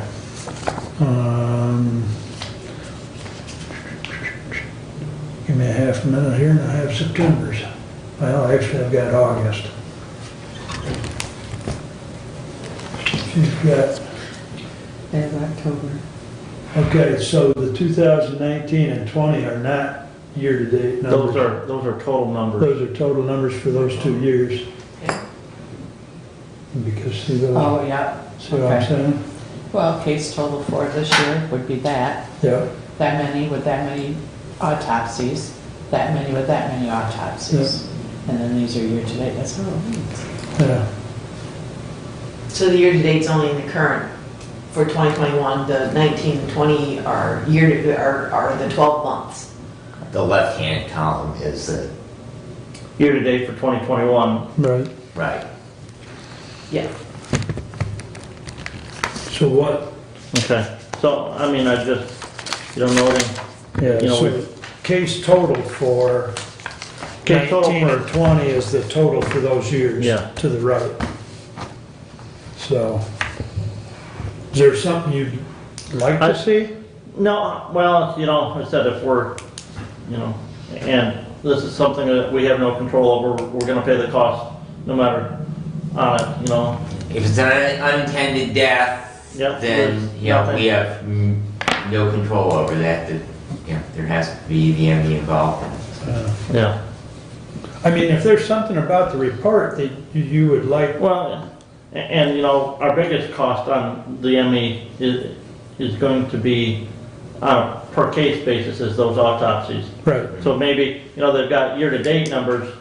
On the right-hand side, they only have the total case numbers. They don't have the autopsy numbers in those years. So maybe ask if he can revise that There's an annual report, he does an annual report. yeah, there's an annual Okay. report. on Yeah, that, yeah. Right. and that'll be forthcoming, And I He think usually we brings it. saw that at the beginning of this year. Right, we did. So- But yeah, I was just saying, like I Right. said, as opposed to having to reference back to that all the time, he's got 19 and 20 total case numbers on here. He's got current year-to-date case numbers and autopsies. Well, be consistent and put, those prior year autopsy totals on there as well. And he could do that easy enough, because Yeah. the total case numbers, he can move 2020 in front of the 19 and keep that all on one line and then do autopsies on the next line, if he so chose. And the only thing that would tell us is if we're trending higher or lower Right. than the prior year, which would then correlate to why our Budget costs. expenses are, Yeah, our, so you'd basically like to see, for instance, 2019, what our year-to-date numbers were. I don't necessarily need to see year-to-date, but just what were the total autopsies for that year as well, as opposed to the total cases. Isn't what that second number is? No, Yeah, no, that tells you how much you're up. No, No. 261 the is second number is ours. the first number is The first Runaway number is County. Runaway. yes, second number is Yeah. Hillsdale Oh, County. Right. okay. yep. Right. Okay. Well, do me a favor and email me, Yeah, and I'll get with Sarah because she's the one that puts this report together. And if you'll email me exactly what you would like to see across that top, I'll see if she can accommodate that. So, And we don't, and what you're asking for is not the year-to-date for 19 or 20, but the annual Just for what was 19 that or annual 20. number? That's Okay. right, and then you want the annual number for the autopsies as well. As for- the cases. For 20 and 19, 2 prior years.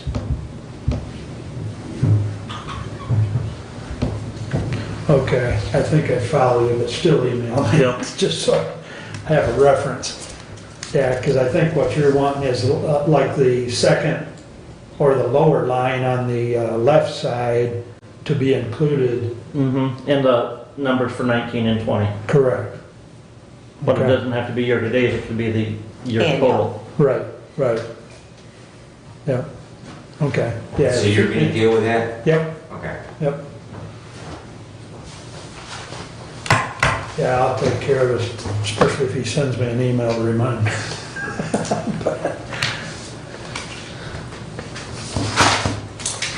I made a note here, but it doesn't hurt to have an email reminder. All right, moving right along. Dad, you're up next. All right, last week, or 2 weeks ago, following our meeting, Mark and I met with Tim Miner. Tim was here personally. Brian Walls from Emergent Health Partners joined us via Google Meets. That was regarding the possibility of contracting with our county for emergency management services, as Emergency Management Director Sanford is retiring. They currently provide that service for Branch County. Some of the barriers we talked about to them doing that is Branch County is in a different Homeland Security region than Hillsdale County is. And one of the issues with that is Region 5, which Branch County is in, they have their meetings in Kalamazoo. Region 1 that we are in, they meet in Howell. And since they meet on the same day, to have an individual going 2 different directions would be minorly challenging to be able to do that. Also are the time constraints. Tim currently commits 2 days a week to Branch County, and then 3 days of the 5-day work week to other duties that he has within Emergent Health Partners. So what his thoughts were is that he would have another member of his office. It would not be him directly take on that responsibility. He said there probably would be a learning curve to that, and that might balance well because we have a part-time person currently who works 20 hours a week, and so, but they are moving towards retirement in the foreseeable future, so that might niche nicely as that person gets up to speed, and then those duties can be taken on completely within that.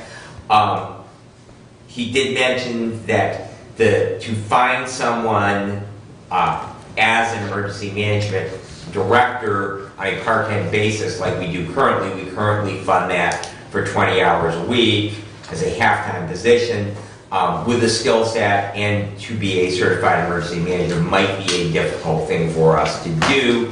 And so he did suggest that as we are moving forward with that, and I have another discussion item for you regarding that, that we think about that we might want to be aware it might be difficult to find an individual, either somebody who is new to that world and happens to be geographically close to Hillsdale County, is trying to build a career but might leave us, or someone who has retired out of that field and chooses to live somewhere geographically close and wants something to do in retirement would probably be the option as far as finding someone for that.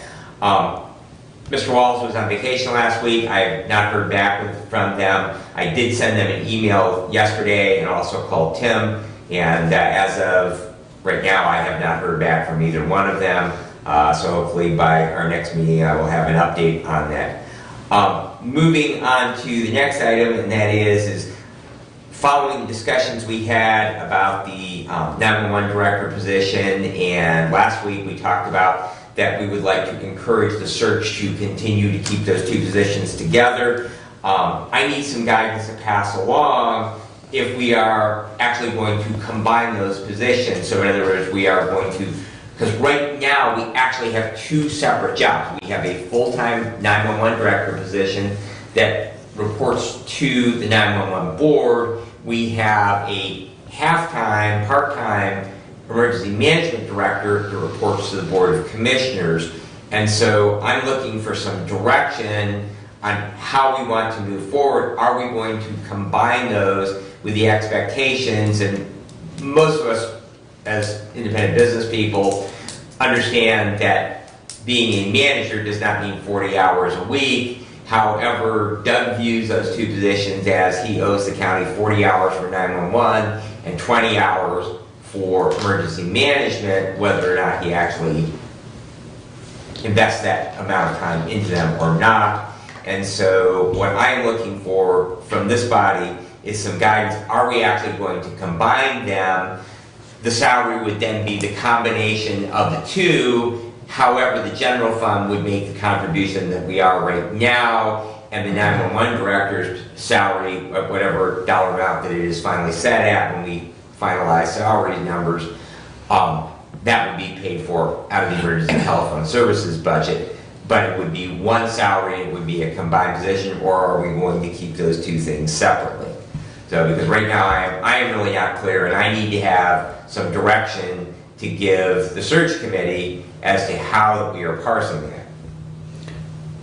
So Brad and I Well, have number talked. one, we voted last week to set that 911 director, or 2 weeks ago, last meeting, to set the salary. Okay. So when you say, when we decide what the salary is going to be later on, to me, that has been set. Okay, so we are going to finalize all of the salaries as part of the budget process. That's fine, all right? But we still need to determine, is this one position or is it two? And if it is two, that means that we need, as a body, which basically means management and personnel, to move forward with the posting and the hiring process of that individual.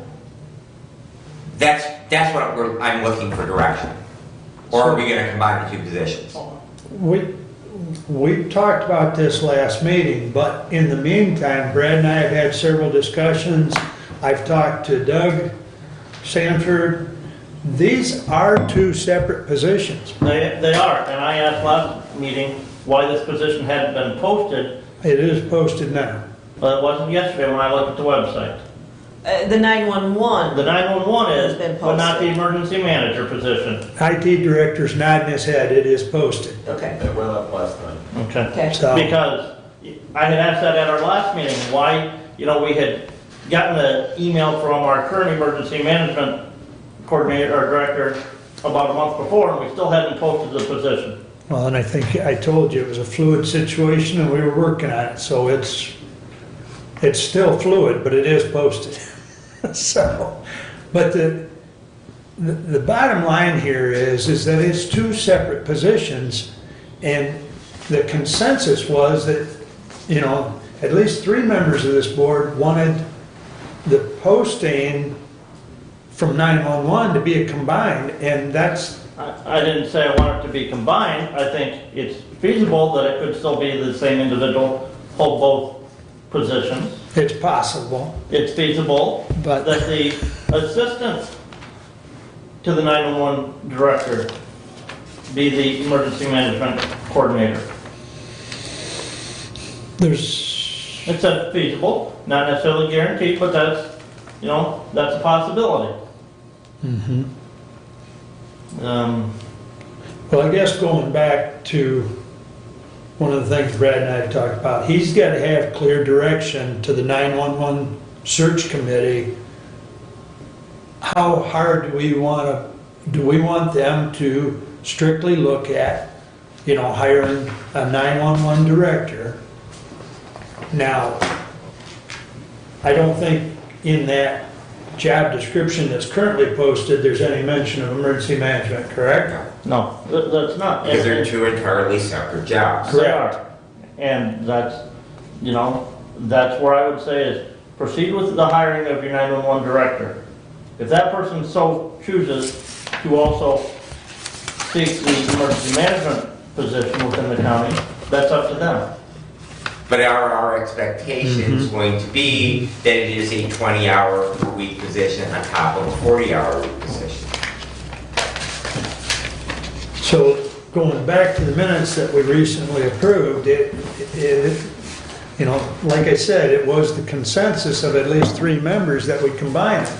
That's where we're having a problem as the personnel committee, is we want to go back and get clear, because what I'm hearing you say is we post it as 2 separate positions.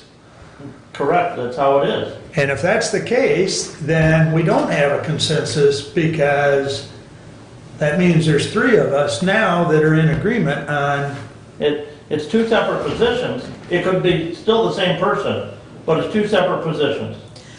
But I understand what you're saying, but in your search, you have to indicate that you're hiring a combined EMS 911 director. And I think however this is done, has to be done knowing what the structure is going to be. And I think the wrinkle is that if we hire to me, I look at it 3 positions. Your 911 director, your assistant director, and the EMS director. Okay. And depending on what happens to that assistant director, if that position becomes open, so does that then position, could that be a part-time 911 assistant and a part-time EMS director? And I don't know that this body can determine that. It's gonna be based on what kind of resumes you get and trying to figure out how to fill those 3 positions. The other thing with that is the 911 board going to be accepting of making the assistant director position a part-time position? And I understand that, and that's why I think those commissioners who are involved over there need to kind of have that conversation and have a meeting of the minds of how Hillsdale County wants to move forward. You know, what's in the best interest of Hillsdale County?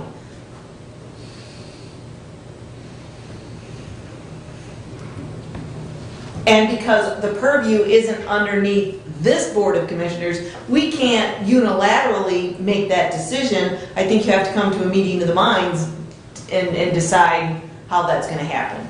Correct me if I'm wrong. That's why I'm looking for some direction to go back with them. Well, I think the direction is that between those 3 positions, we want them filled. We would like them filled probably within Hillsdale County and within budget. Well, the meeting of the minds was that the 911 board and myself made a recommendation that we pay a competitive salary, and this board voted that down. So is that what is going to happen if we have a meeting of the minds, that it's going to be a full-time assistant director's position and a full-time 911 director's position? How are you going to then vote that down again and cut the salary to a half-time position? Well, again, I would say that you didn't, if you come forward with a full-time 911 director and a full-time assistant director and then, and want to pay, as you quote, a competitive wage for that 911 director, and then we have to try to find a half-time, part-time EMS director, you're not going to be within budget. Now. Well, the salary of the assistant director and the 911 director is paid for out of surcharge dollars.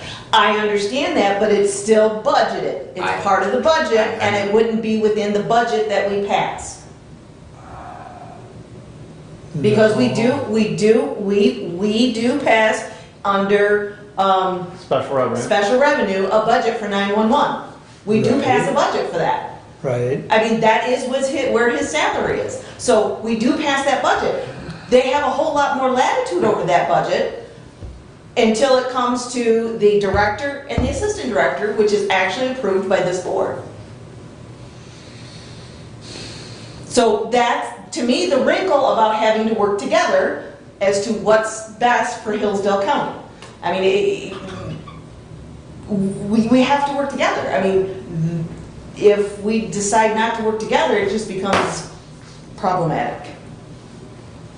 I think I'll go back to what that, you're talking about working together, but yet, there again, the 62,000 was voted down, and Brad and I are of the opinion that for us to even have a viable search for a candidate to replace Doug as the 911 director, the 62 is very important because of where that survey study came in.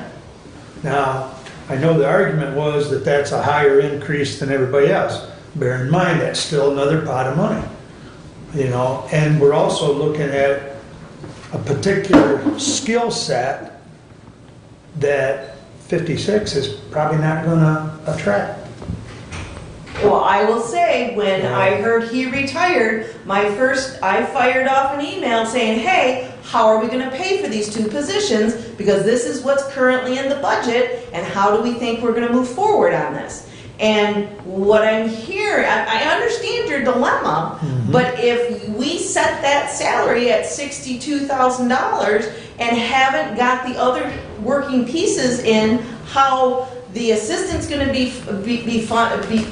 what the assistant is going to be paid, plus how we're going to deal with the emergency management director,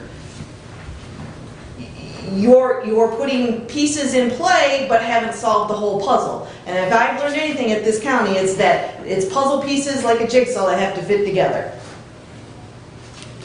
And this is one of those items. And that's why I'm looking for some direction about the emergency management position. Well, I think this board would like direction from 911 and the commissioners as how we can solve that problem within budget.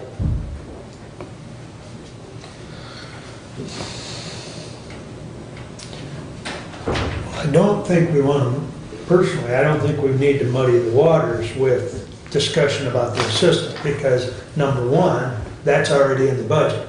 And that, whether that person moves up or stays or whatever, that assistant wage is already in there, correct? Correct.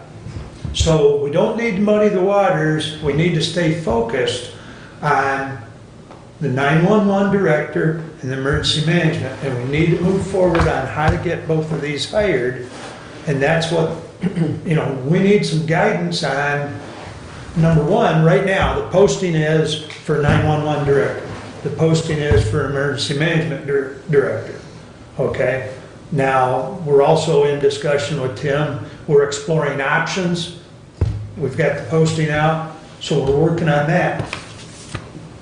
But I think the piece that we have a problem with is that we're not even offering a competitive wage for our search for 911. So that's what we want to revisit, because it was voted down last meeting. I understand your bit about the puzzle, but sometimes you have to work on a piece at a time and then worry about how they fit. In this instant, I don't think that's the case. Well, we ain't got a lot of time either, Kathy. We're scrambling, and that's nobody's fault. Well, as soon as he announced, I started asking the questions. Because I was fully aware that how those pieces work together, and with doing the salary survey, knowing that this was coming up and how it was going to be handled. And the reason I disagree that the 911 director stands alone is because my understanding is the assistant director would be interested in the 911 director's position. So to me, those three positions then become in play. Now, not necessarily that you would hire that person. I understand that you're interviewing, don't get me wrong there. But I think you gotta think on how those three work together, and can we solve our problems with the three positions? I'm sorry. Go ahead. Yeah, let's let Doug go in. Jump in. I've got two things that I'm hearing as we go through this. One is that we just talked about having an emergency management company other than a particular emergency management person. I'm not sure we decided one way or another whether we're going to have the person or the consultant as the operations management of our EMS. The second thing that I'm hearing is that the 911 money is a separate pot of money, and they have money to spend. In fact, they have a substantial amount of money that could be used, Fund balance. and that fund balance, and that is where this money's coming from. It's not coming from our general fund, and so as a result, if they have money to spend to make a more competitive wage, which I did not understand those two pots of money at our last meeting, it was explained to me that that is the case, that I think it changes the cap on the salary. I do think that. And if we're going to have a management company with EMS, then we aren't going to have a management hired individual. Is that a good understanding? Well, but we have not voted, and I will never vote to outsource the emergency management position. It's an option that's being explored. So until we know which way we're going on that, we don't have a direction on, are we doing a person or are we doing a team? Well, I don't know the answer yeah, to that. I mean, the answer to that question though, Doug, is we are exploring both options. And when we have more information, we'll certainly get it back in front of you. Well, as that being said, it's even more clear to me that it's separate. It has nothing really to do with each other, even though currently the same guy is doing both jobs. They are different jobs, which is different postings and different decisions. And so that's really what I'm not so concerned about the salary. My reason for the discussion point is are we moving forward with the idea of that this is going to be one department head position combined into one job with the expectation that they will work nominally 40 hours a week, or is it a 40-hour-a-week job plus a second 20-hour-a-week job? That's the information I need from this body. So this discussion has gone all the way around the circle, and the conclusion that I'm hearing is that it's two, if that helps you. That helps greatly. If that's the consensus, It's two, it could be filled by the same person, but it's two positions. but is the expectation that that's going to be 60 hours a week or 40 hours a week? That's the question I need answered. I don't know how this board can make that decision because we don't know what the 911 director does or the EMS director. I know. Got a job description? You got a job description for both of them. I know what Doug Sanford, how he allocated his time, but I have no idea as to the crossover, can support staff do enough that you could hire that individual and expect it. Although when you're a department head, you're not expected to work 40 hours a week, you're expected to work more than 40 hours a week. You're expected to get the job done. And without actually hour constraints, so. You know, and I can tell you right now that the assistant director regularly fills in dispatch. So when they have a dispatcher out, and they have somebody who calls off, because it's a 24/7 agency, you can't close the doors like you did in the treasurer's office, because you got two people out sick.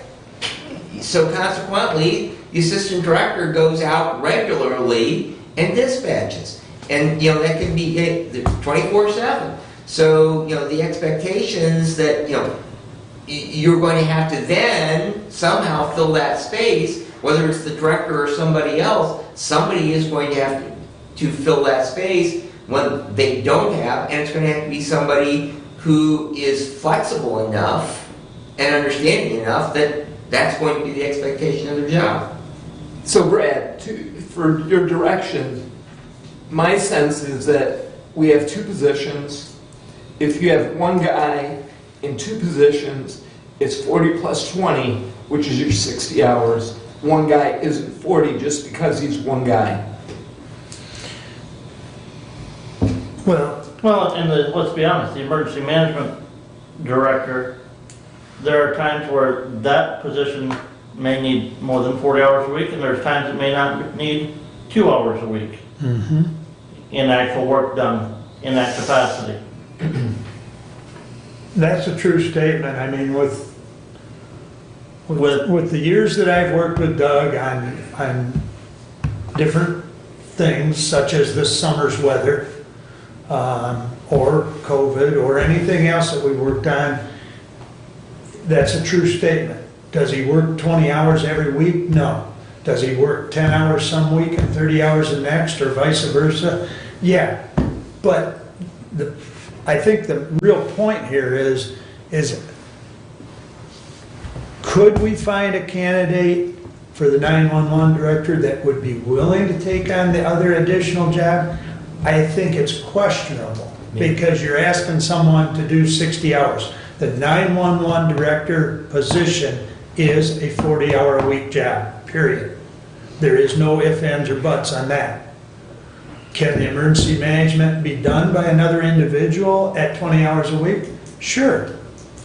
But it'd be a floating 20. Some weeks he'd do 10, some weeks he'd do 30. I mean, that's just what I just said.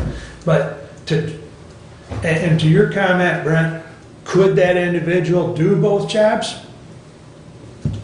They could be asked if they were interested, but to put it into a job, description for hiring, I think it's not practical. No, I don't think so either. That's why you have two positions, Yeah. okay? 911 is to hire their director, and then their director will hire his assistant, correct? If there's a vacancy in their assistant, it's not Correct. It's like, not. it's not like an elected official where you appoint a chief deputy. If there's already a person in that position, then, obviously they're gonna stay in that position. Right, right. So, Does that give you direction? Not really. no. What do we need to do to get you direction? Well, I think this time around, we need a motion with some teeth in it as far as the two positions, and I think we need that motion to include the wage that's gonna be offered to that director in that posting for the 911. I'm not worried about the wage. The wage for the emergency management is already in the budget. That's, We've already had a motion to set the wage for the 911 director. that can be changed. It can be, That's correct. okay? That posting has been out there for how long? 2 weeks. Have there been any applicants? I am not aware that we've had any applicants. Okay? So, if you don't know if you have applicants, if you don't have applicants, you don't know if that wage figure is acceptable or not acceptable. Well, the wage was not put into the posting, if I'm not mistaken, or was it? I believe it was. Okay, okay. So generally in hiring, if you can get an applicant, qualified applicants for a specific figure, why go and raise that after you've already had applicants at that figure? Well, and the only thing I can say to that, Commissioner, is Branch County spent 10 months searching for a new director. So. Yeah, and I guess the other comment, which I know was spoken about 2 weeks ago, was that do you create that cap type so that search committee would have the opportunity to go up to a certain point? The 56 might be what it was posted, but, then you've got a range that if the individual wants 60 and you're only offering 56, at least the search committee has the ability. So this body could support that type of concept.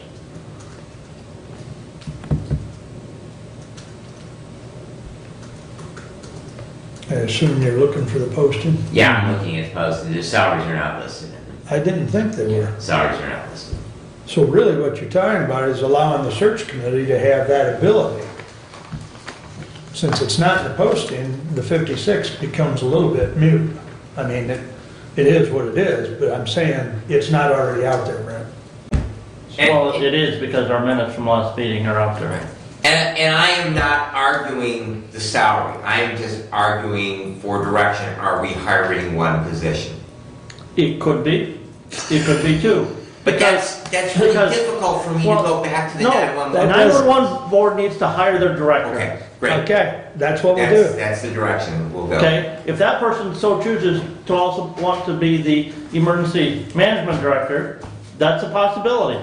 But it's not a requirement that they take both positions, is how I view it. Okay. If that's the consensus of this body, that's the way we'll approach it. We're hiring two separate positions. We'll let 911 hire a director, and if that individual is interested, then in applying for the emergency management position, then we'll interview. I think it needs to be in a motion. I think it needs to be in motion this time around. And I also think it needs to be by roll call, so But wait be a happy to minute. entertain a motion. 911 does the interviewing, we still actually do the hiring, right?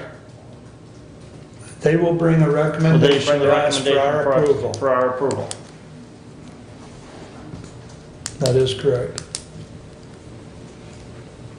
So I So just want to be very careful as to how we word that motion. The reason why I would like to see a motion is at the last meeting, it was a consensus to combine those two. So if you're saying 911 is hiring their director, then it should be in a motion stating that, because then you would have one meeting where it was a consensus to combine and the next meeting where it's not. As a consensus, I think you need something more solid. And I don't think we have a consensus. I think we need a vote. Yep, I think we need a And so the clear-cut motion is, I move two positions, one 911 and one for EMS.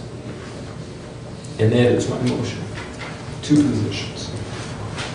That's, And if I might add to that, that the Management and Personnel Committee is charged with conducting the search to bring back a recommendation for the position of Emergency Management Director. I'm friendly with that.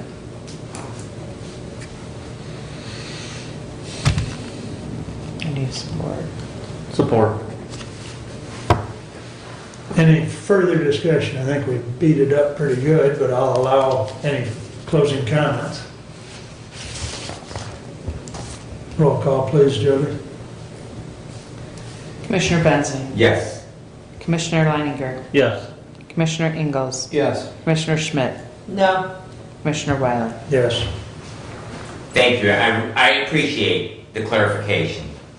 All right, moving on. Road Commission moved their meeting. I attended that on November the 3rd. Doug, I don't know if you saw the calendar change or you had a commitment at the same time or what. But anyways, I did attend. I was really there to follow up on the issues that I had discussed at our last meeting regarding the whoop-de-doo on Squawfield Road. I did want to encourage the Road Commission that if they were not going to be able, because paving plants close just about the opening day of deer season every year, we're getting pretty doggone close to that date. So I did want to ask them that if they were unable to get that paving work done on that section of road, to at least get some warning signs up on it. Either that or a chalk bar where we can get hash marks for rollovers. One or the other. They assured me that that paving work would be done this week. The only downside is that the weather's not looking real good following today. So if it gets done today, I will be delighted, and I will send you all an email if it does. But if it doesn't happen today, I think we're probably right up against the end of the season on getting that done. Also, it was reported that they were going to start finally the paving down on the east side of Lake Diane and Sellers Roads that will basically create a paved loop coming up Woodbridge Road from Territorial Road. On the west side of the lake, you'll then be able to access all of the roads on the east side of the lake. They will be paved. There will be a small exception because Tyson Trail and Anchor Way are both private roads. Tyson Trail is actually paved somewhat. It's breaking up badly. Anchor Way, which is actually the access to the east side of the lake off of Territorial Road, is dirt, and those are both private roads rather than county-owned roads and not maintained by the Road Commission. So they are not part of the project, but they did start. I did have contact with one of the trustees of the Amboy Township Board, who's been working closely with that, and they were paving last Friday. Hopefully that project does get completed again before they lose the weather on that. Also, they did report, just as you're going out to your townships, that they are planning on getting the letter out by the end of this month in regards to the annual meeting with the townships. The reason being is several of them, my own home township included, they meet the first Thursday of the month. So therefore, if they don't get it out before the end of November, it would mean that they will miss at least a portion of the townships being able to meet, check their schedules, and decide when they would like to go in and set that up. And so they are hoping to have those meetings in the month of January. So you can let your townships know they should expect to see those. For those who have not visited with this month, they should expect to see them before the end of this month.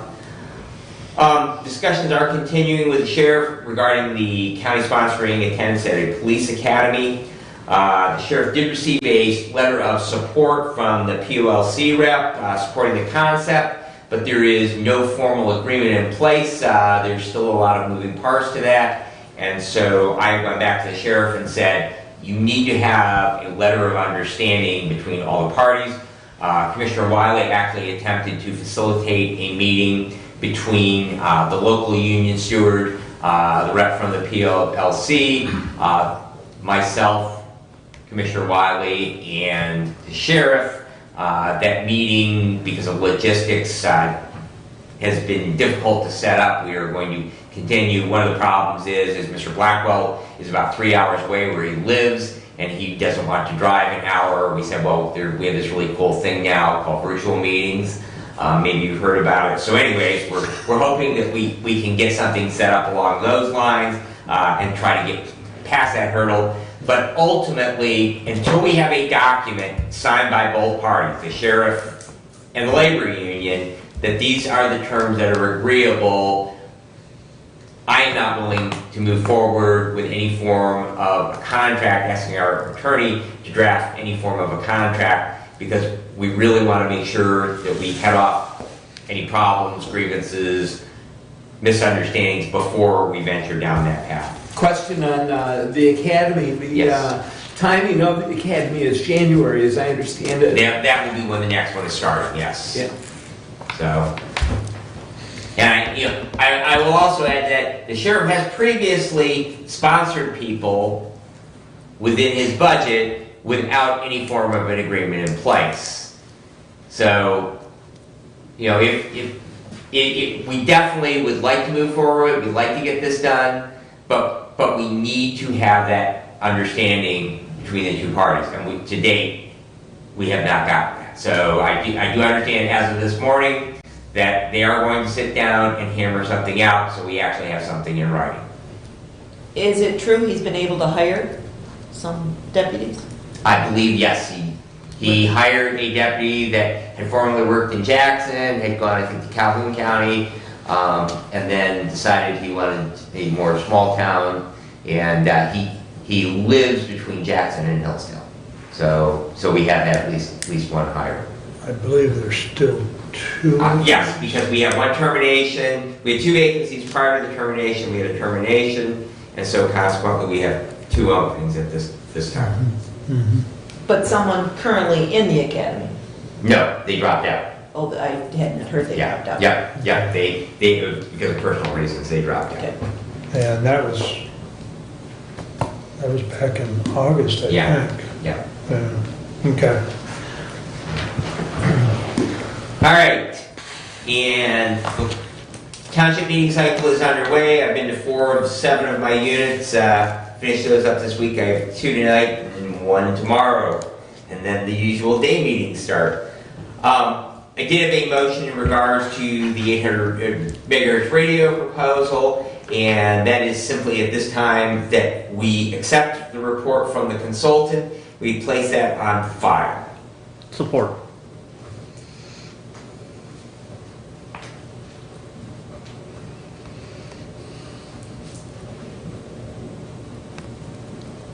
Got it?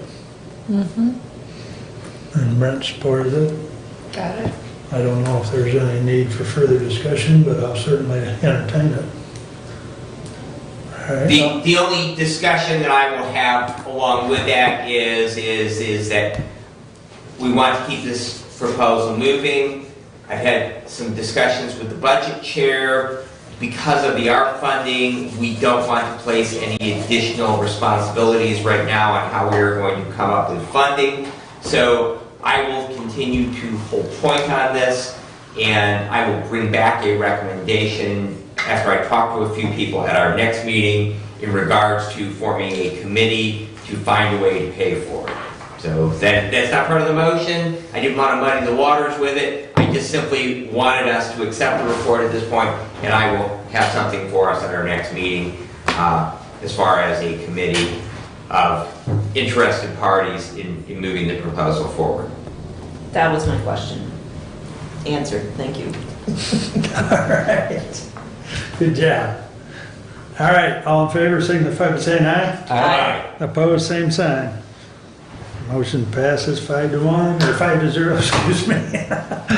All right, anything else? All right, and my last item is let's go, Brandon. I have resigned my position because of with Jackson Community Ambulance effective the end of the month, because of the three-part triumvirate of federal contractor, employer with over 100 employees, and recipient of Medicaid, Medicare. There's no wiggle room whatsoever on that. And so I will be leaving the world of transportation EMS effective the last day of this month. I will continue to serve with my local fire department because we are not a Medicaid or Medicare provider.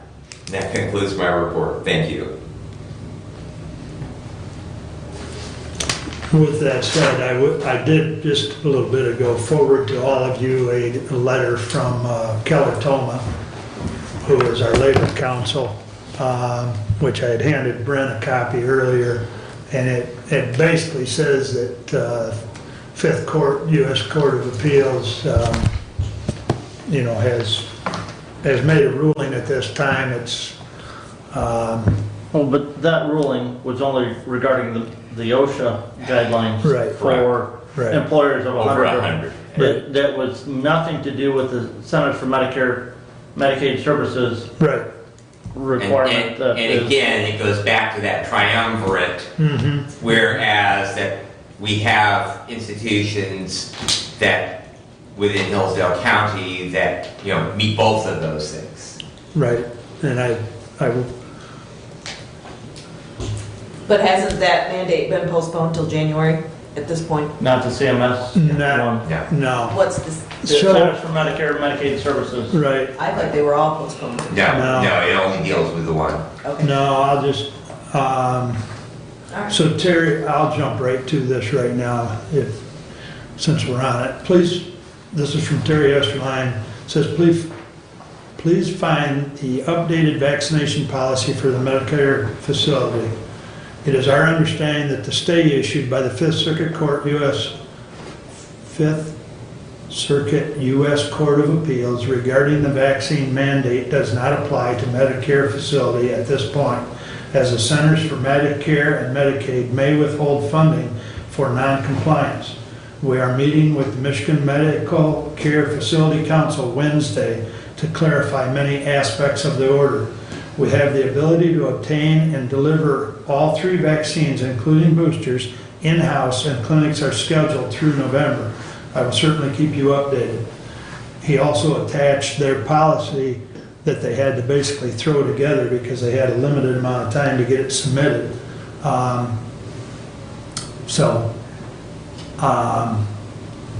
The policy just goes through, how they're gonna, it's a 8-page policy, talks about the scope, the procedures, and of course that's a fluid document, I'm sure, as well, especially after they meet tomorrow. So, but yeah, it's here, and more than likely they will be faced with some of the same challenges that Brad has alluded to. That Head Start, I know, has closed down 2 classrooms. Fortunately, the students were assimilated into other classrooms, but we get back to the idea of smaller class size. So you take 2 preschool classrooms and you combine them into other ones. It's never a positive thing. So, Yeah, it's so- staffing shortages. Yep. So, well, did you want to try and get to your other meeting? Yeah, I should go. Thank you. All right, thank you for your attendance. And would you have some direction for you? So I appreciate that greatly. Thank you. All right, we'll let Brad pack up and we'll move along with Doug, and I believe you're ready to discuss the courthouse roof? Yes, but I will start first with the HVAC at the courthouse and the problem with temperature controls. You don't really want to talk about that, do I'm you? going to start with that so that it's over quick, okay? That's fine. And our facilities director, the staff, the contractor, manufacturer, and software company are working on resolution. Everybody's trying to fix this, and I anticipate that it will be fixed soon. And that's the best news that I have on that. That it is absolutely a known that there's an issue, and it is absolutely a high priority on all parties to fix what is not working. On the jail facade, it's complete, on time, in budget. If you have a chance to look at the facade, it looks very nice. Now to the courthouse roof. I have asked Director Finley to be here today. He's brought quotes, and for the roof, and information for the commissioners. Thank you. Okay, during the break, I passed out the latest Do you want? No, you proposal wouldn't for share it roofs. with me. Signal is the company that actually came in and worked on our roof when we had to have it repaired for insurance reasons. The stone that came out and took out a bunch of stuff, they're the ones that came in and actually worked on everything. So they have done work for us. Now, they have included 3 base estimates. And the first one, option 1 is the standing seam metal, $340,000, 341 is what they're saying. And this just includes the roofs, okay, not the domes. The dome is actually a copper plate.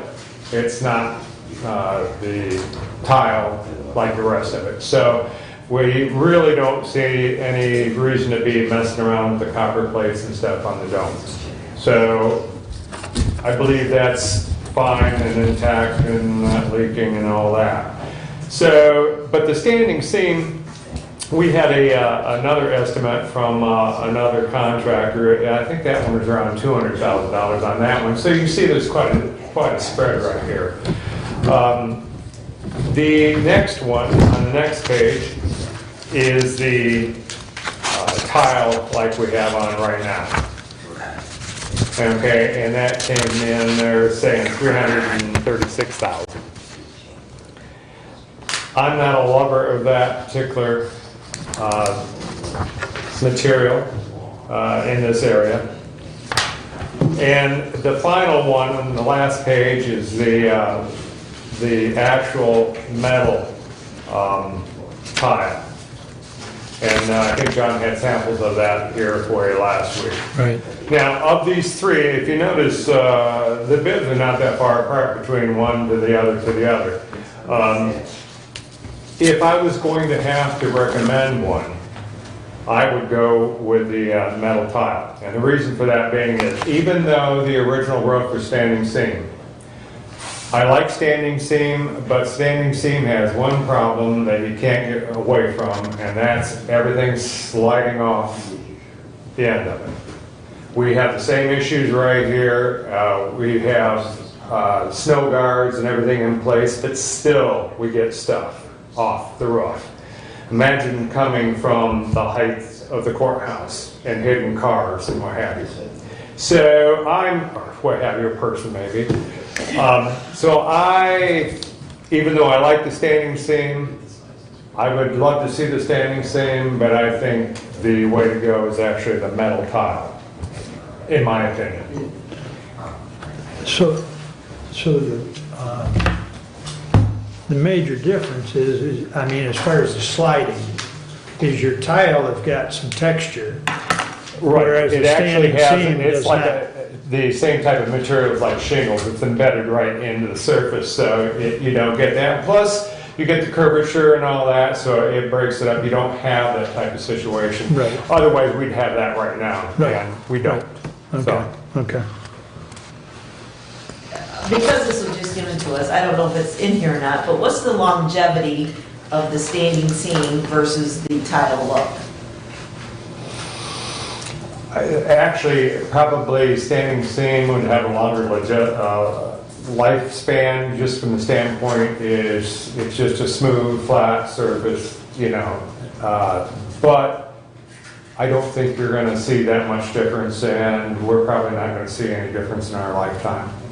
And how long have the metal tile look been on the market? And Quite a number of years now.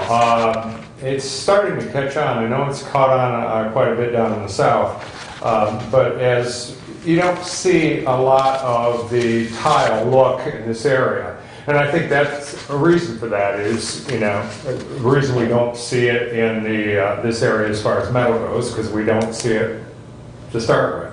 So, they've had a lot down south. It's been around for quite a while now, so I really don't see much as far as lifespan problems at all. Actually, if you think about it, it's stronger because of all the curves and the 90 degrees it's built into the tile itself. So it's actually a stronger piece of metal than what a standing seam is. Go ahead, Doug. I was brought a question regarding the current roof on when the roof was last done.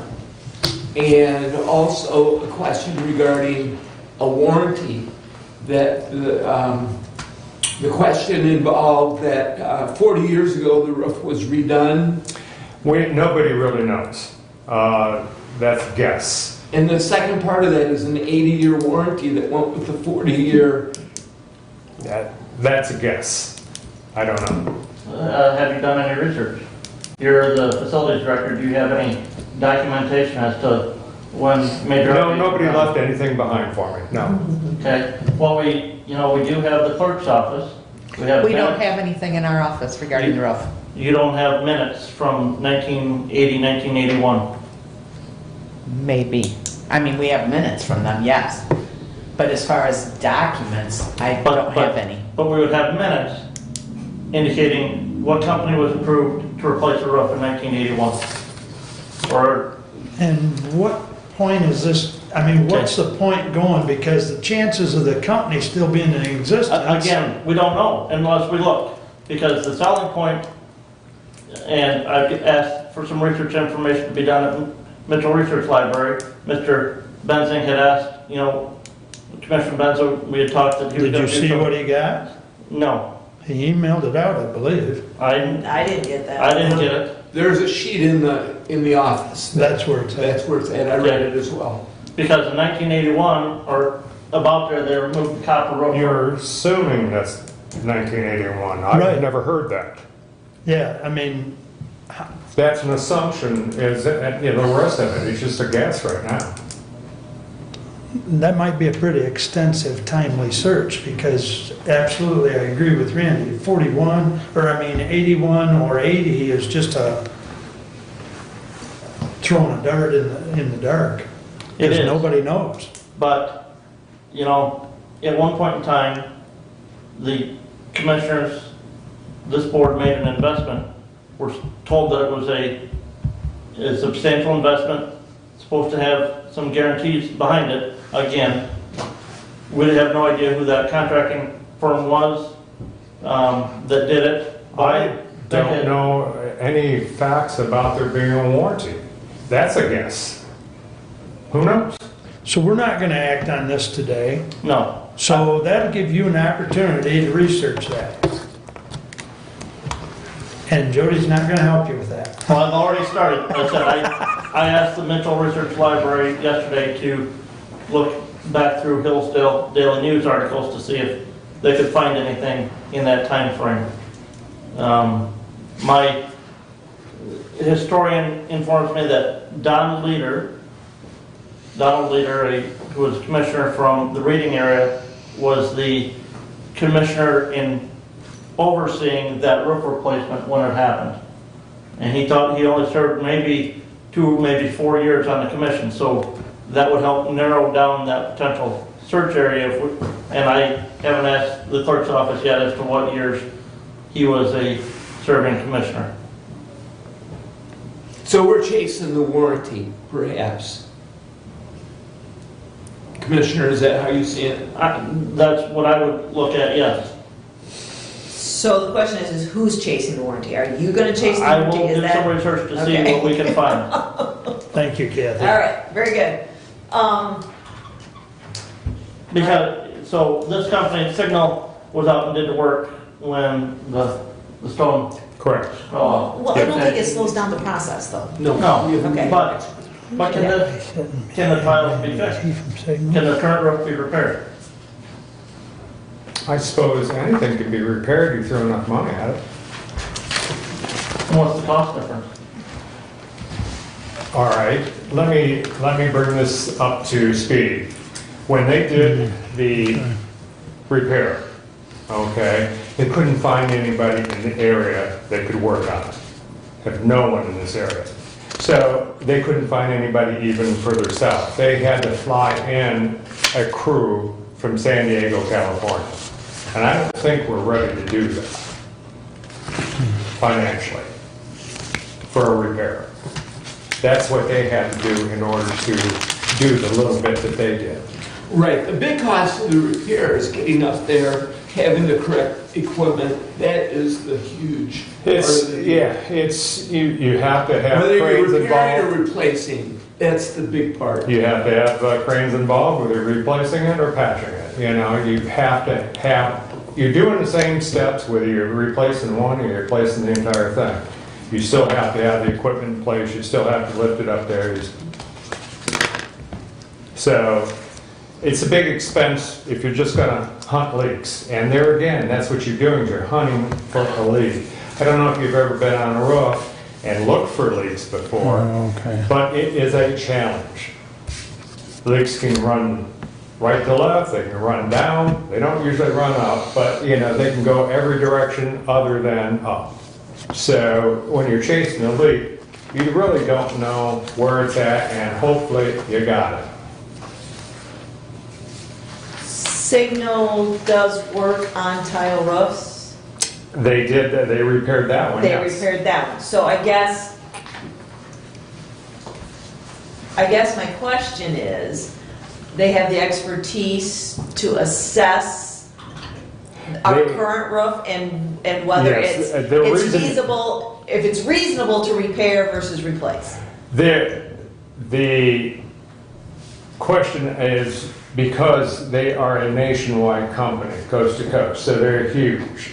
So for them to have the resources and call another office to get whatever they need, they have that ability where a local contractor does not.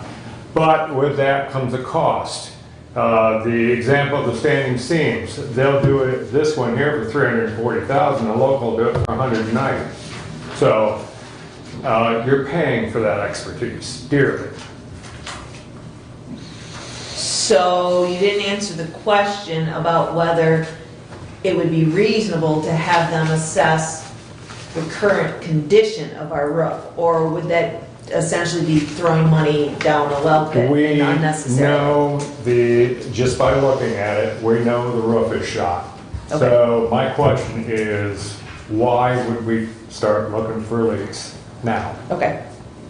There's enough tiles that are Yes. in disrepair. Yes. It's not a couple of places. If you were up It's- there, you saw it everywhere. It's not just one spot we're Okay. looking at. That's, Right. the whole thing is shot. Did we have a drone go up there and take pictures? Is that how we've done it, or? I know we've had a drone up there before, but I can't tell you how this one was actually come up with. Or did you go up the clock tower and look at it? Well, they I'm just probably curious. did shots from, satellite. Satellite, okay. You can get square footage and everything from that. Well, that's true. Okay. Randy, it looked like the last page, we're maybe missing a page here on this. As you get to the option 3, and it goes through some of the things, there's no warranty, the other one includes warranty language, and there's nothing on our copy for option 3 for warranty.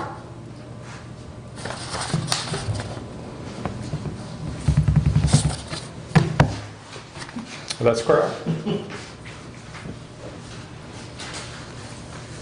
So we're not going to make, of course, any decisions today, so the timeline going forward, I assume this was just informational to give us cost differences between the standing seam versus the concrete tile versus the metal tile. Not that we're going to go with this place.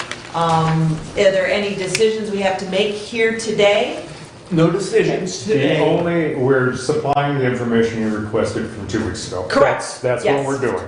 The only thing that we are asking is if we decide to go forward, what we're gonna go forward with, because we have to get ready to put out the bid. Okay. So, that's, So you do want whether we want the standing seam metal, the Sooner current the better. glaze, or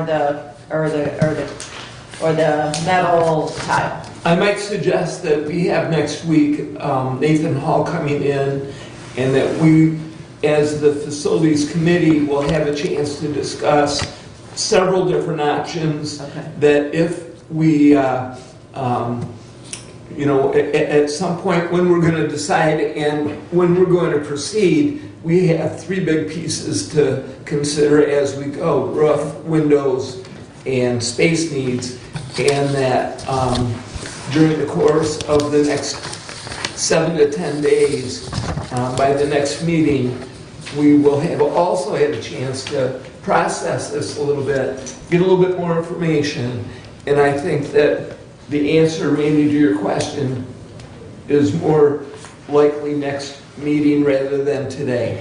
Okay. Now, I would say that we can't really wait much longer, because trying to line up jobs Right. and trying to line up, you know, contractors and get this thing going, everybody's booked, and we need to start as expedient, Yes. you know. yes, very much so.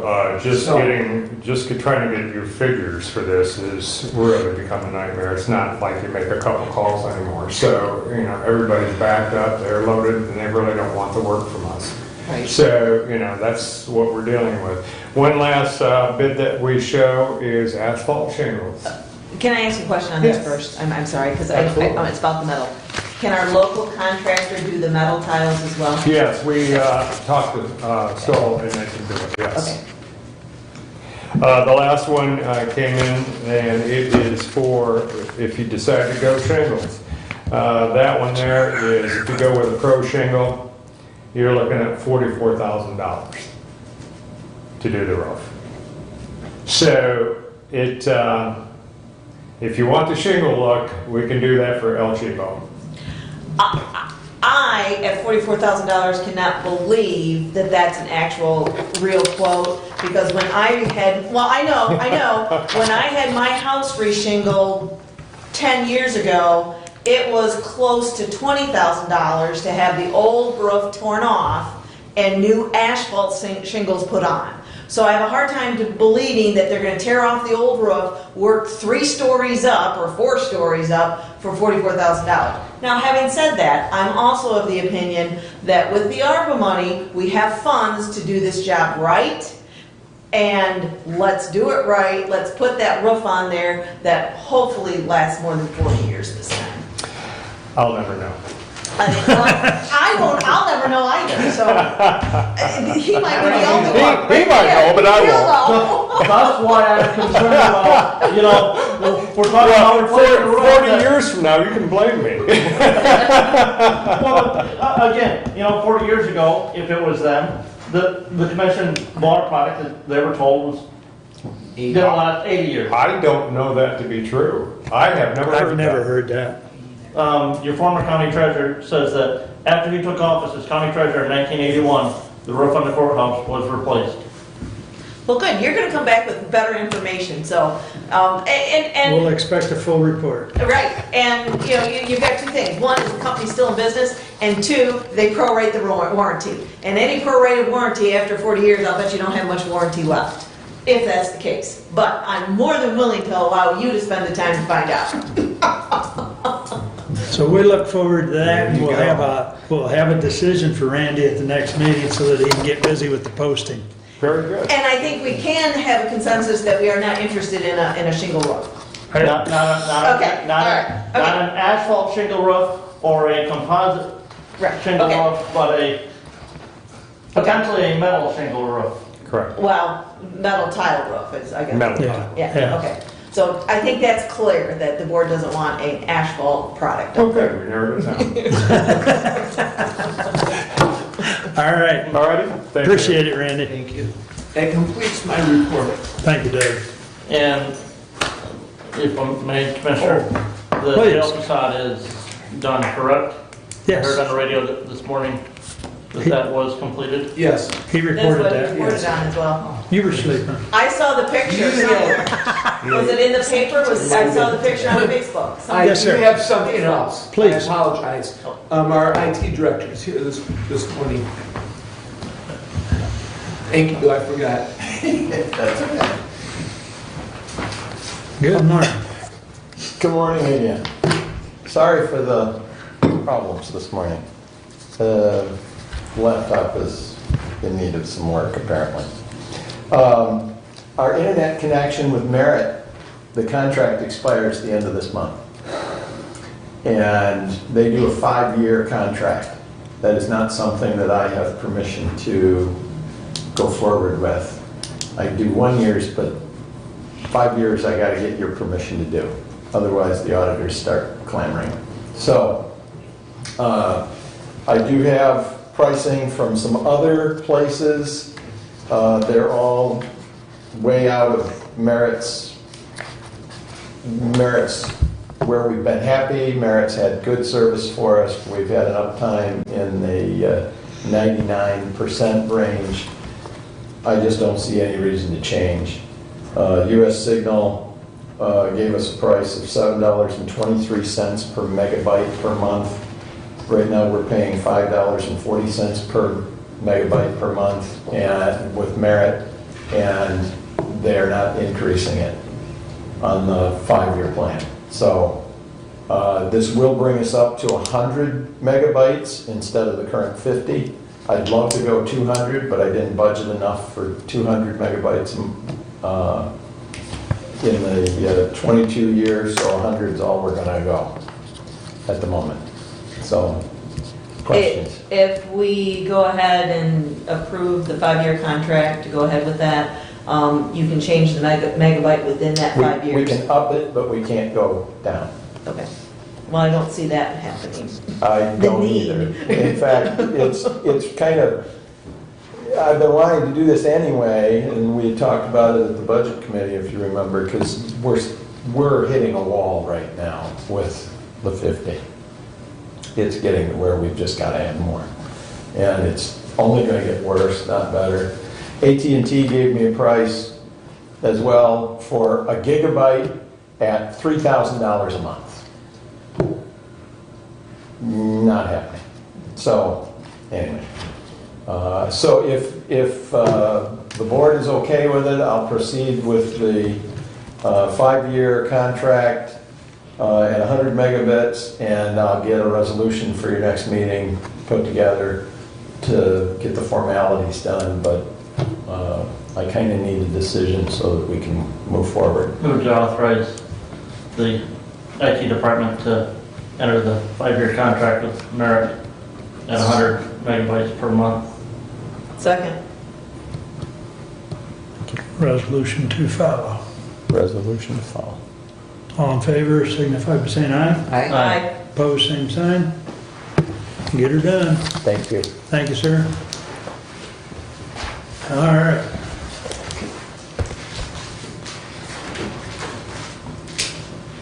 Should have asked Randy to change the clock while he was here. Yes. It is 11:58. Kathy, you have 2 minutes. Well, okay. That's all I got. This will be easy. All right. Proceed.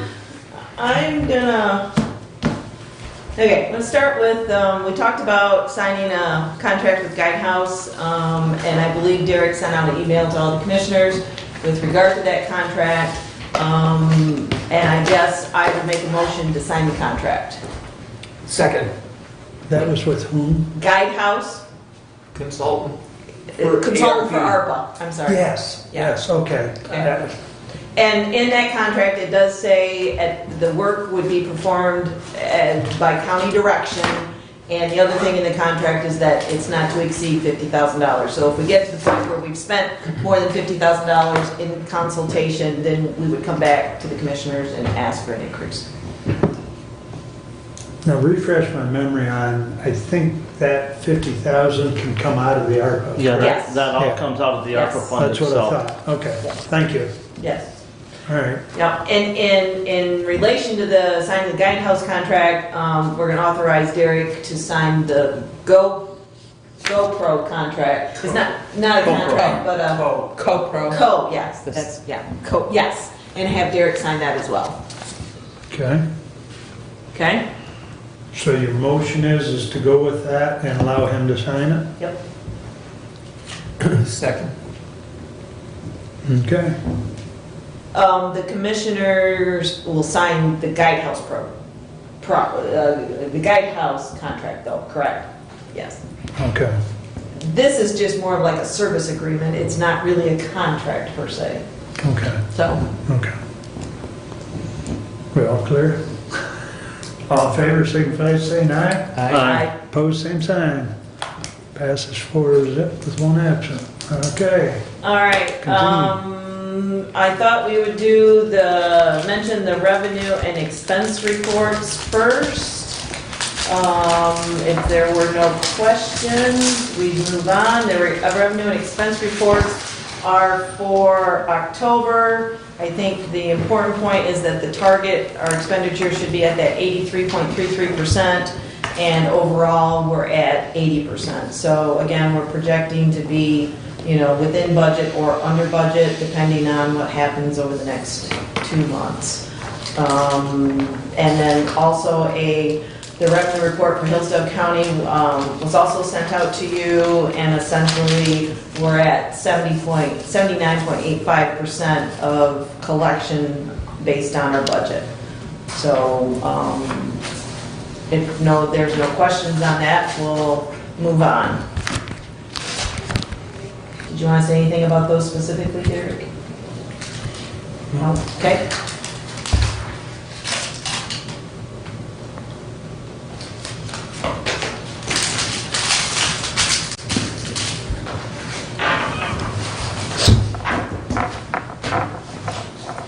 And if needed, we will have budget adjustments coming up in December. Well, we're not talking about budget yet. This Well, is just- Yeah, there will probably, Oh. we will Adjustments probably, if needed. Yes, there will be, probably the second meeting in December would be specific budget adjustment if necessary. Okay. and we already know some of them are going to be necessary because, the jury board, we're already over Right. budget on that Right. line item right now, so. Right. Because of the additional postage there, so yes, we will have to make some budget amendments. Right, even though overall we'll be probably be under budget. Overall, we're at 80 Right, currently, but there are certain accounts that are yes. over or close. And by statute, I think is the right word, by statute, we have to be within budget. So there will be some budget amendments, probably the second meeting in December. Thank you. Okay. Okay? Yep. All right, so then that takes us up to the draft budgets. All the commissioners were given a draft of the general fund budget and a draft of the special revenue funds as well. The draft on the general fund budget, I would say that there's an insurance meeting tomorrow, or today? Today. Okay, excuse me, insurance meeting today, today, and so there might be still some movement there as to how much savings we will have on health, and it's primary health insurance we're talking about.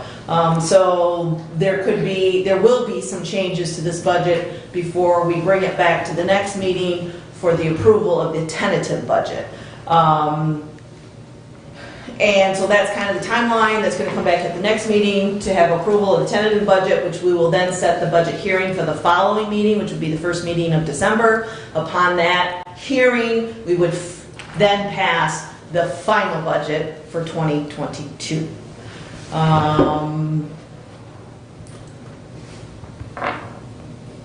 So that takes me to questions. When the budget was sent out, there were notes attached to it as to items that were requested that were not funded, or possibly things that weren't requested that were funded. The one thing I would note that in the 959 budget, special services, we have compensation in there, a 2% compensation for the SEI union and non-union professional and paraprofessional employees that are set aside, and that, of 81,563, and that equates to about a 2% raise. In the budget, as stated, the electeds and the appointeds, you know, their raises are in there, and anybody in any of the unions that had years of service steps, those of course are all in there. And the police officers' unions built-in Yep, raise that was negotiated a year ago was also reflective in that budget. right. Couple questions, Budget Committee. Okay, I'll start with the 2% compensation for SEIU and non-union. It's indicated that that will be a one-time compensation. How is that going to be addressed? Is that going to be paid in January? after this meeting, I want to talk to you, because that needs to be sorted out at this point. I'm actually in favor of putting the 2% on schedule, if it can be done without any legal issues, the way we want to do it. So I kind of wanted to talk to you after this meeting to determine that. I really think at 2%, we have the money. I really think that it should be put on schedule. When negotiations open up, you guys can then figure out how the way forward. We can certainly talk about that. I mean, it needs to be limited to two of us, but Yeah. Yes. But yeah, there was some, right. You know, within the budget committee, we weren't exactly sure if we wanted to do that on schedule, off schedule. You know, but we, you know, those were some funds that we were able to set aside in the general fund budget to set aside to say, you know, we have this money, we can do it, but, you know, whether we put that as an on-schedule issue or not, that, you know, we wanted to reserve those so that we could do with those, whether it be a one-time pay or an on-schedule. all right, I'll talk to Okay. Kathy afterwards. I mean, I've got 1 o'clock and we've got the 2:30, so we gotta keep rolling here. Yep. The other question I have is on the county clerk requesting a stipend for, need to make this bigger, being the BOC secretary, more or less. You know, Brad and I put into the Board of Commissioners request for a part-time secretary, which if we go back, what, 10 years, 12 years? We had Deb Coffin here, well, not here, but over to the other building, and she did a lot of different things at that time, of which have been divvied out.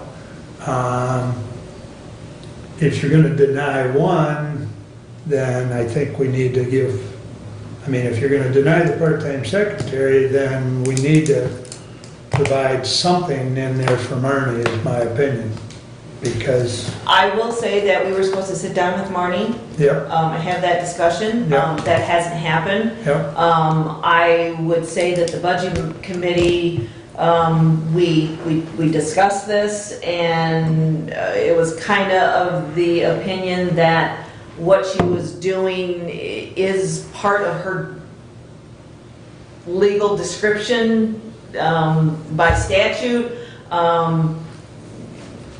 And the past practice is that she's asked in the past and it's never been granted. So that's where the budget committee came on that. My you question, still wanna do that meeting? I would defer to Derek. I mean, we can still do the meeting. I know my last conversation, I don't know with, might have been with Derek, was that because of the North Adams situation, or Adams Township, I Right. should say, that meeting's kind of got kicked to the back burner Yeah, I need to touch base with Marnie again and just try to sync up everyone's schedule. All right, let's work in that direction, Okay, please. right. I'm not opposed to having that meeting and getting it done before we bring the tentative budget for. Okay, very good. So, That's all I have. Doug? No. Oh, well, yes. So, sorry, the capital improvements is funded at zero, but we have ARP money coming, and I'm wondering how it coordinates together. If you look at the special revenue budgets that Derek sent out yesterday, but I don't think that's his question. I'm sorry.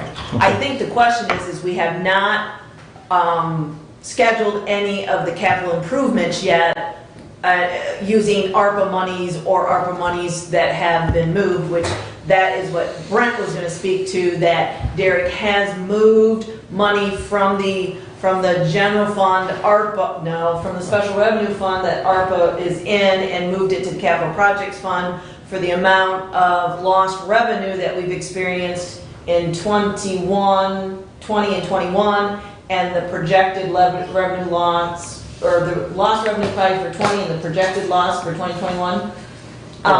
And he's also indicated the second receipt of the monies in that special revenue fund as well. The budget committee with Derek and with the facilities director and the IT director will be sitting down soon to hash out kind of a priority list of those projects. And that was my question. Okay, and that's what I thought your question and yet, was. there was no funding in the general fund money set aside to the capital improvements fund, but if you look at the special revenue funds, and we still have to approve that, because we have not approved a special revenue movement for the 2021 year yet. But if you'll notice in there on special revenue funds, that was down about, I think page 50 was the ARPA funding of those special revenue funds. You'll see monies in there indicated coming out of the ARPA funds and going to the capital projects fund for the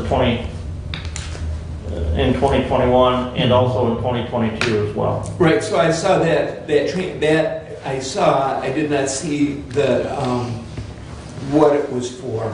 And that was my question, that the meeting is still in front of you. Yes, Got it. yes, and we'll kind of come up with a list, and then that list will come back, when we're ready, that list will come to this board and get agreement that that's the priority. That answered my question, thank you. Okay. Okay. Derek, If you don't mind, I just got a couple things. please. Just to touch on the capital improvement thing,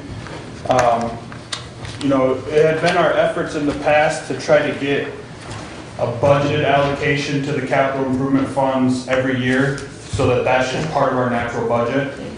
ARPA throws a wrench in that a little bit, because we do have funding to do some of our capital improvements for the next few years.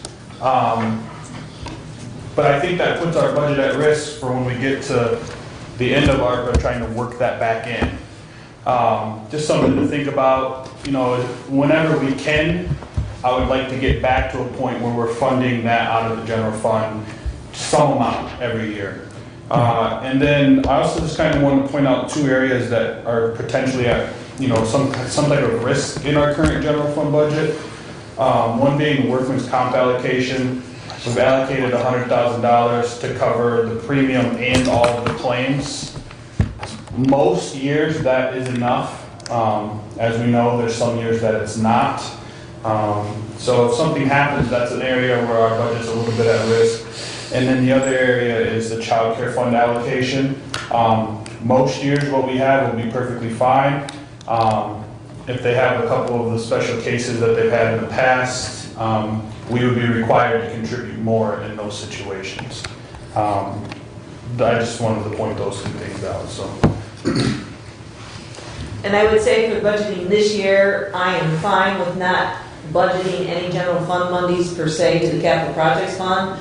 But I think next year, 23, 24, that should be looked at, especially hopefully as our revenues would rise. Maybe we do need to make an additional allocation outside of ARPA for those future years after ARPA is not available.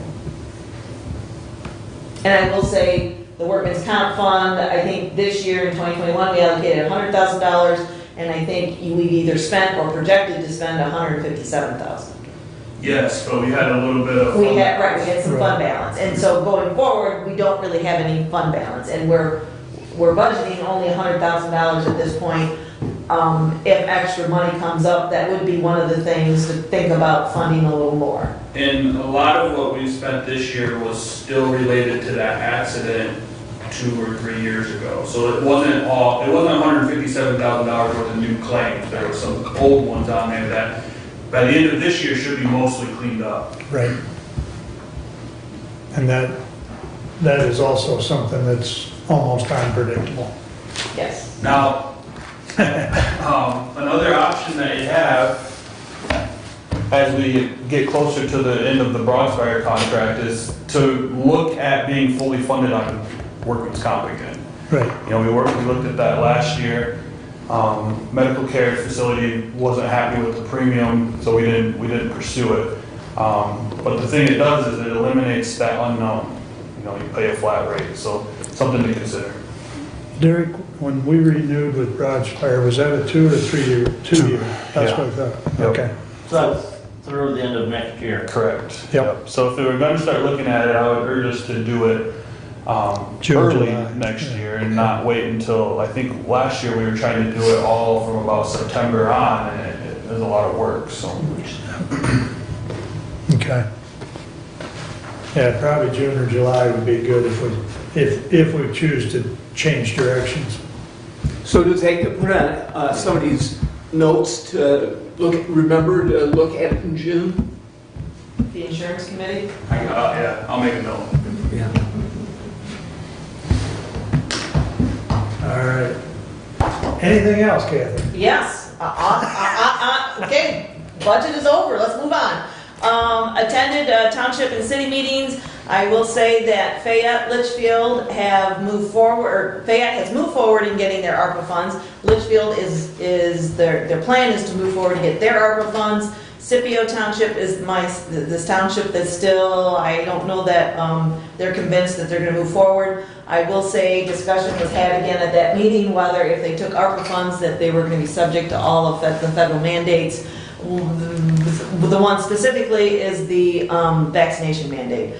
We had that discussion again, and still, as far as I know, no townships have been directly communicated with or received a contract that states that I'm aware of.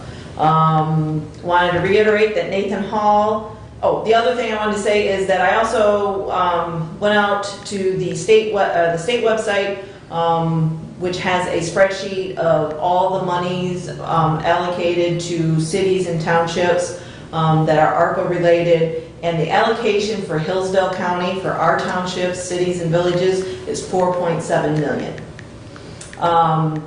I would put out there to the committee that's talking about the 800 megahertz radio. I think that there is a scenario that some ARPA money could be used for that, and it would be a nice way for townships, cities, and villages to do some matching or some allocation of their funds to that project possibly.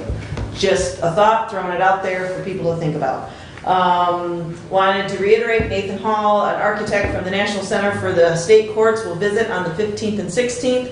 I will be picking him up and delivering him back to the airport. We will be doing a tour on Monday evening. And on Tuesday, he's going to meet with the various judges and whatnot, and Doug and I as commissioners. So I know I had talked to you, Mark, maybe about being there, but Doug's going to be there, so if that's okay, we're going to go with that. Cancel the event. Okay, all right, very good. That's all I have. Oh, one more thing. I will have to announce that I have joined the Grandma Club. My son and his wife had their baby this weekend, and baby boy, Xander Joseph, and everybody's healthy, happy and healthy. So, just want to share that. Congratulations. So, all right, that's it for me. And you get to go through the terrible twos all over again. Oh, that'd be great. Terrific twos. I'm going tomorrow. Terrible threes. I'm going tomorrow to meet him in Tremendous. person. So, Okay. all right. Threes. All right. In light of the the hour. Medical care. Let's see if I can bring that back up real quick. Terry did send a short report. Clean up on aisle 3. All right, Terry Esline sent this short report. 3 staff members off work related to testing positive or an outside exposure. All resident tests continue to return negative.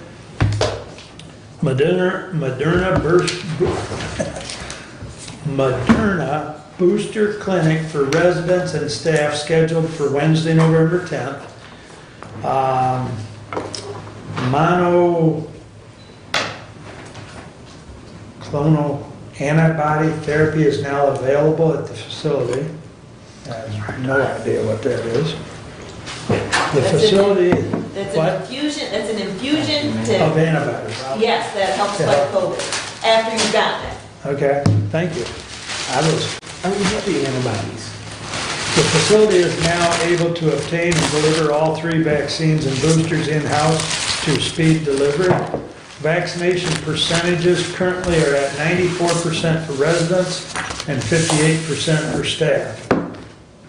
Staffing challenges continue and are expected to be further challenged by the vaccine mandate. So, that's up to date from Terry. We have an insurance meeting in this room at 2:30. I have a bank meeting that Stephanie has asked me to sit in on, and I did shoot you an email if you want to stick around, you're more than welcome.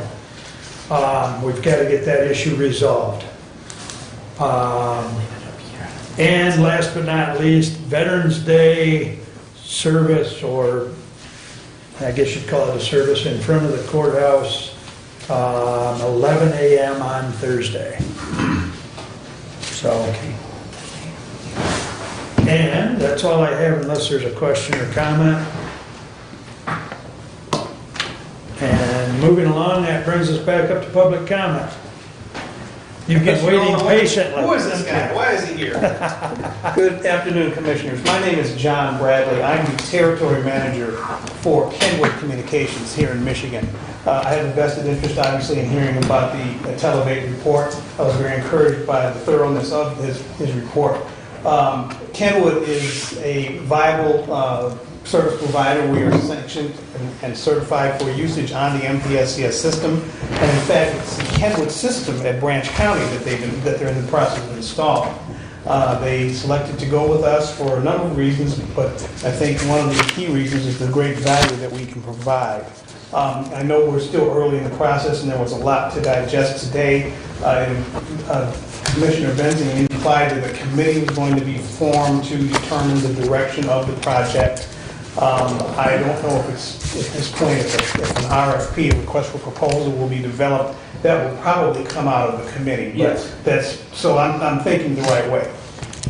Just wanted to, thank you for being here. I learned of this, an inquiry came to our corporate office in Irving, Texas back in October, alerting us to this opportunity. I then reached out to Doug Sanford, Director Sanford, who informed me of this meeting today and told me that it was either virtual or I could come in myself live, and I chose to do that. So I'm glad that I did. But I just wanted to make my name available to you, John Bradley with Kenwood, and I gave the recording secretary my card, and I'm available for whatever questions. Now, the next meeting is 2 weeks from today. Will the committee likely to be formed by then, or will probably just be talking about it? Probably be talking about it, Okay. John. I don't expect this to be any speedy type thing. Yeah, it's going to take some time, I understand. Yeah. Did I hear you correctly that this is a system that Branch County has? Yes, they Okay. bought a Kenwood system, yes. Okay. Yes. And you are located where? I'm actually based out of Novi, Okay. but I handle the entire state, including the UP. I was just Okay. up there a couple weeks ago, it's beautiful. And so, I got up there before it got real cold, so. And in fact, the leaves hadn't quite turned yet because it's been so warm. Right.